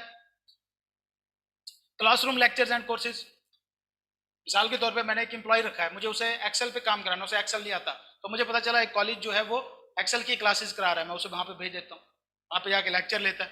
ये ट्रेनिंग है। Audio visual film and presentation, recorded lecture आप कह सकते हो। एक तो है क्लास के अंदर बैठ के, दूसरी जगह पे आप रिकॉर्डेड लेक्चर्स के जरिए भी ट्रेनिंग कर सकते हो, सेमिनार्स करा सकते हो। सिमुलेशन सेंटर, सिमुलेशन सेंटर क्या होते हैं बेटा? मिसाल के तौर पर मैंने आपको एटॉमिक पावर प्लांट के ऊपर आपको जॉब देनी है, अब मैं प्रैक्टिकली आप पे उसे ट्रेन नहीं कर सकता। आपने भाई ये गलत बटन दबाया, लो जी, गया ना, तो फिर से क्या होता है, फिर डमी प्लांट्स बनाए जाते हैं, वहां पे सिमुलेट किया जाता है, सिचुएशंस को एग्जैक्टली कॉपी किया जाता है, उसके ऊपर ट्रेन किया या जिस तरह ये पायलट्स तैयार होते हैं, एक्चुअल जहाज तो नहीं होता ना, वो एक सिमुलेटर सा बना होता है, उसके अंदर बैठे होते हैं और वो ट्रेनिंग करते हैं, और उसके बाद फिर एक्चुअली जाके परफॉर्म करते हैं, जहाज उड़ाते हैं, ठीक है। वर्चुअल ट्रेनिंग बिल्कुल आप कह सकते हैं। Game theory session, game theory session क्या होता है बेटा, ये पुरानी बीएफबीएस के अंदर बड़ी डिटेल में था। ये नॉर्मली ये भी एक किस्म की सिमुलेशन होती है जिसमें आउटकम्स जो होते हैं वो एक से ज्यादा एक्सपेक्टेड होते हैं, ठीक है, एक से ज्यादा आउटकम एक्सपेक्टेड होते हैं। मिसाल के तौर पे गेम थ्योरी सबसे ज्यादा कहां पे अप्लाई होती है, हमारे इशारों के ऊपर। ये जो ट्रैफिक सिग्नल्स होते हैं, इनकी टाइमिंग वगैरह और ये सारी चीजें डिसाइड करने में ये सिग्नल्स काम आते हैं, इसको कहा जाता है। जस्ट आपने इसको रट्टा लगाएं, इसको समझना नहीं है, ये बहुत कॉम्प्लिकेटेड केस है। केस स्टडी सेशन, या भाई ऐसे सेशन रखाओ जहां पे लोगों को प्रैक्टिकल मसाइल जो है तो उनको कैसे सॉल्व किया गया था वो बताओ, उस तरह की ट्रेनिंग है। एंड इस तरह team building meets and activities वगैरह करवाना, लोगों की टीम डेवलप करना, प्रोग्राम इंस्ट्रक्शन, ऑनलाइन कोर्सेज वगैरह, ये सारे तरीकाकार हैं ऑफ जॉब ट्रेनिंग की। अब हम बात करते हैं डेवलपमेंट की। डेवलपमेंट क्या है, ओवरऑल इंसान को जो है वो डेवलप करना। सबसे पहले जॉब रोटेशन, पहला तरीकाकार क्या है, जिस तरह बैंक्स में होता है, मुख्तलिफ बैंक में रोटेशन होती रहती है, ये दूसरी जॉब्स पे भेजते रहते हैं ताकि सारा एक्सपोजर मिल जाए उसको, ओवरऑल मिल जाए, किसी एक काम के ऊपर ना रहे। इस तरह स्कॉनमेंट, स्कॉनमेंट क्या होती है, ये नॉर्मली हमारी सीए फर्म में ज्यादा यूज होता है। यहाँ की जो हमारी लोकल फर्म्स होती हैं, डिलॉयट है, केपीएमजी है, इनके इंटरनेशनल ऑफिस भी होते हैं। फिर ये क्या करते हैं, 6-6 महीने के लिए यहाँ से अपने ट्रेनीज वहां पे भेजते हैं ताकि वहां पे भी जाके ये ट्रेनिंग लेके इनको इंटरनेशनल लेवल पे चीजों का पता चले। तो इस प्रोसेस को स्कॉनमेंट कहा जाता है और वो टोटली फंडेड होता है बाय द फर्म, ठीक है।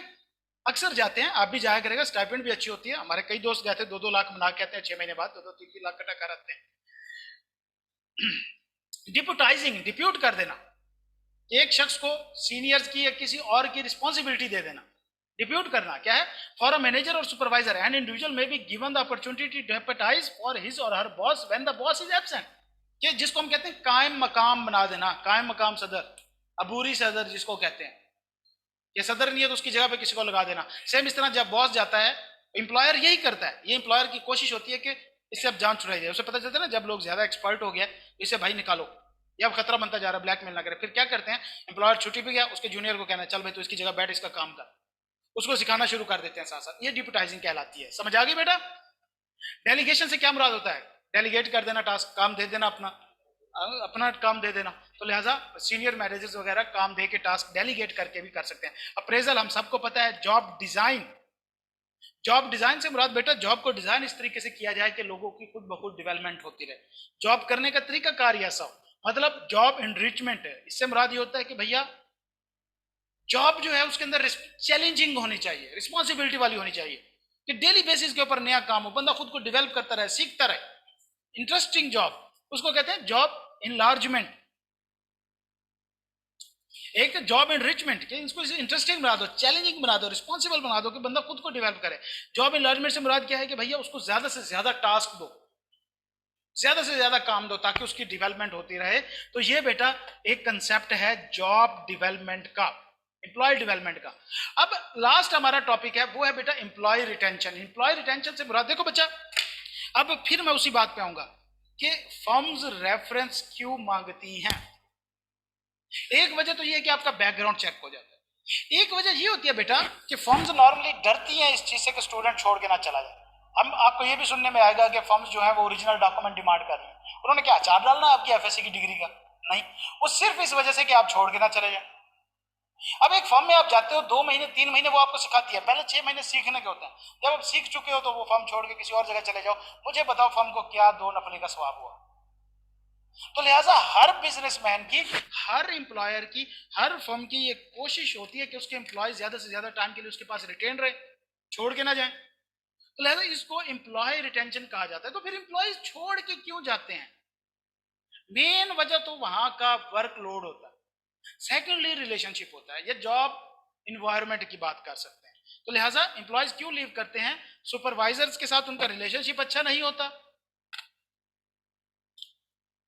या अनचैलेंजिंग वर्क टास्क, कि भाई बोरिंग सा काम है। अभी मैंने अपना एक ट्रेनिंग कह सकते हैं, ट्रेनिंग नहीं है, बेसिकली बच्चे ने अभी कैब के लास्ट पेपर दिया तो उसको मैंने जॉब लगाई है सबरोजो में, ये हमारे साथ ही बिल्कुल अटैच है। सबरोजो बहुत बड़ा ब्रांड है ये चिकन का, तो वहां पे वो एज अ ट्रेनिंग गया है। कल 3-4 दिन हुए, कल कहता है सर जी ये तो बहुत बोरिंग काम है, सारा दिन बस फाइलें जो है वो टैली करो।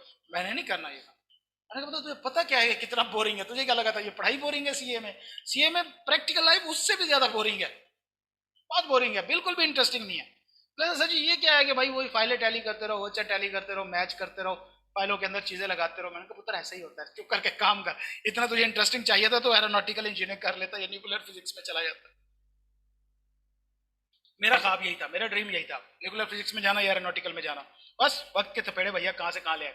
एम्प्लॉय टर्नओवर से क्या मुराद है? एम्प्लॉय टर्नओवर से मुराद ये होता है कि बेटा एक टाइम के अंदर, एक स्पेसिफिक पीरियड के अंदर कितने एम्प्लॉयज आपके छोड़ के चले गए या कितनों को आपने निकाल दिया।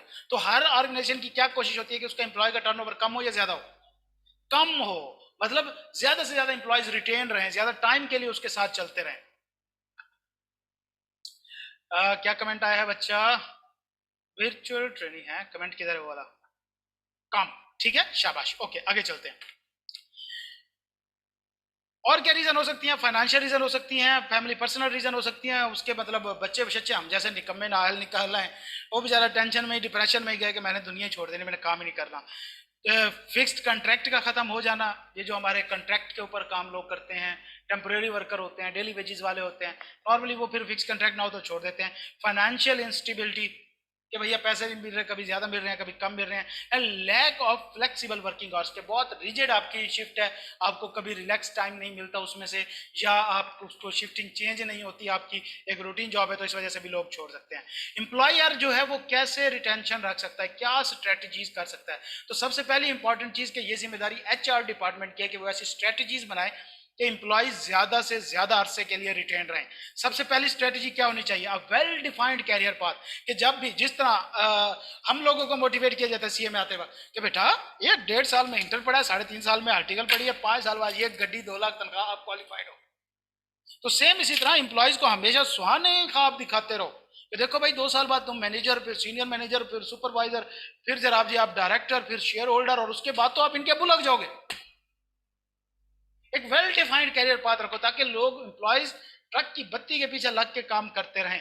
उसके बाद कंपनसेशन, कंपनसेशन से क्या मुराद है कि भाई जो वो टाइम दे रहे हैं, वो एफर्ट दे रहे हैं, उनको उसका रिवार्ड देते रहो। जागता रहे पुत्र, क्या मतलब? उनको मंथली सैलरी प्रॉपर होनी चाहिए, टाइम पे उनको इंक्रीज मिलनी चाहिए, बोनस देना चाहिए, इकोनॉमिक बेनिफिट होने चाहिए, लॉन्ग टर्म इंसेंटिव होने चाहिए, health insurance, after retirement plan and miscellaneous compensation वगैरह, ये सारी चीजें होनी चाहिए ताकि एम्प्लॉय जो है वो रिटेन हो सके। इस तरह वर्क रिलेशनशिप बेटर रखने चाहिए, ये भी एक फैक्टर था जिसकी वजह से छोड़ के जाता है, तो लिहाजा वर्क रिलेशनशिप बेहतर रखो। इस तरह जॉब एंड वर्क लाइफ के अंदर एक बैलेंस मेंटेन करना चाहिए। एचआर डिपार्टमेंट को चाहिए कि वो लोगों की, जो उसके एम्प्लॉयज हैं, उनकी प्रॉपर मेंटोरिंग करते रहे, उसको पता हो कि इसकी लाइफ के अंदर और वर्क बैलेंस जो है वो है या नहीं है। ठीक हो गया? ये आपने पढ़ लेना है, वर्क लाइफ बैलेंस, ये आप जस्ट इतना ही है। ऑर्गेनाइजेशनल इन्वायरमेंट जितना बेहतरीन होगा, जितना एप्रिसिएशन वाला होगा, जितना फ्रेंडली होगा, जितना कोऑर्डिनेशन वाला होगा, वर्किंग लोग उतनी बेहतर करेंगे, फिर सैलरीज वगैरह इतनी मैटर नहीं करती। इस तरह component of organizational component, organizational environment include, ये वाला कंपोनेंट निकाल दो। ऑर्गेनाइजेशनल इन्वायरमेंट इंक्लूड, ये रेपुटेशन है बचा। उसके अंदर क्या आता है? कल्चर, वैल्यूज, कल्चर अच्छा हो, वैल्यूज अच्छी हो, कंपनी की रेपुटेशन अच्छी हो, क्वालिटी ऑफ जो उसके अंदर लोग काम कर रहे हैं उनकी लाइफ की क्वालिटी अच्छी हो, एम्प्लॉय डेवलपमेंट और कैरियर ग्रोथ होनी चाहिए, रिस्क टेकिंग होनी चाहिए ये, और इस तरह use of leading technologies and trust होना चाहिए, जिससे ज्यादा से ज्यादा एम्प्लॉयज जो है वो रिटेन रहें। इस तरह एट द एंड उनको रिकग्निशन एंड फीडबैक देना चाहिए। एम्प्लॉयज को फीडबैक बहुत इंपॉर्टेंट होता है, तो इसलिए मैं आपको बार बार कहता हूं कि फीडबैक प्रोवाइड करें।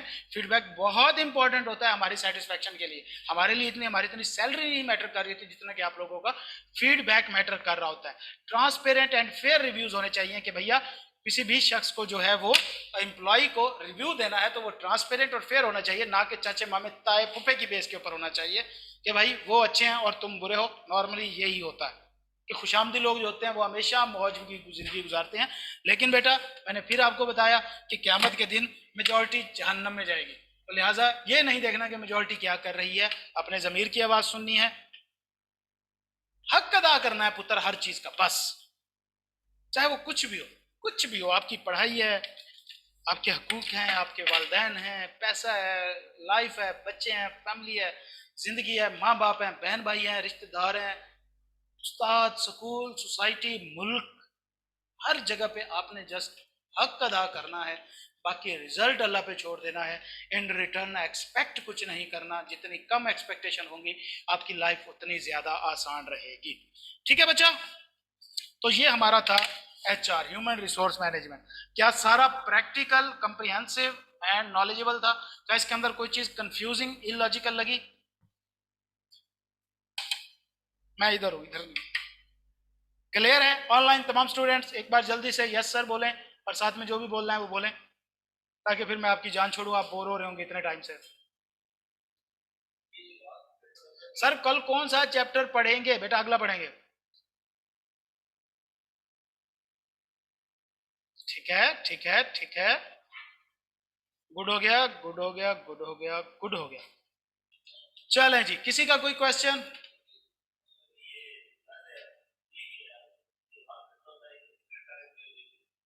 लास्ट पीरियड का, लास्ट पेपर का? बेटा पूरी जिंदगी आजाद हो, कोई टाइम नहीं है, उस पर कोई लिमिटेशन नहीं है। चलें जी, अलीना का कोई क्वेश्चन नहीं है, बाकी तमाम स्टूडेंट्स?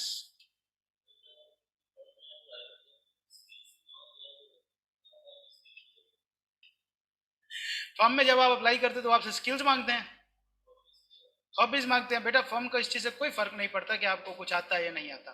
फर्म वाले हमेशा दो चीजें देखते हैं, नंबर वन, क्या आप चेंज अडाप्टिव हो, मतलब उनके कल्चर के मुताबिक ढल जाओगे, एंड नंबर टू, आप क्विक पिकर हो कि नहीं हो।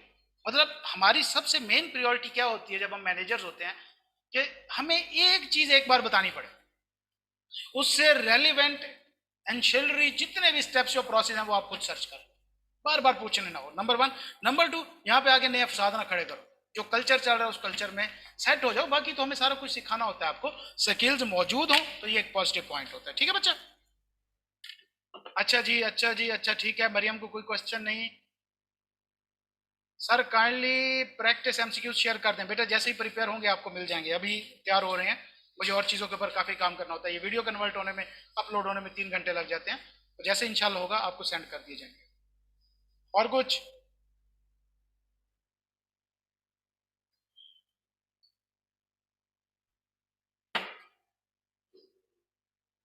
चलें जी, कॉन्वेंट प्लीज। चले हम इसको कल डिस्कस करेंगे फिर किस टॉपिक में। ठीक है आलिया बच्चे? चलें बेटा जी, तो फिर मिलते हैं इंशाल्लाह कल की क्लास में। अल्लाह ताला आप सबको अपने एग्जाम में रखे बेटा। अल्लाह हाफिज। Thank you. आप सुपरमैन है। अल्लाह हाफिज बच्चा, अल्लाह हाफिज। ओ बंद हो जा भाई।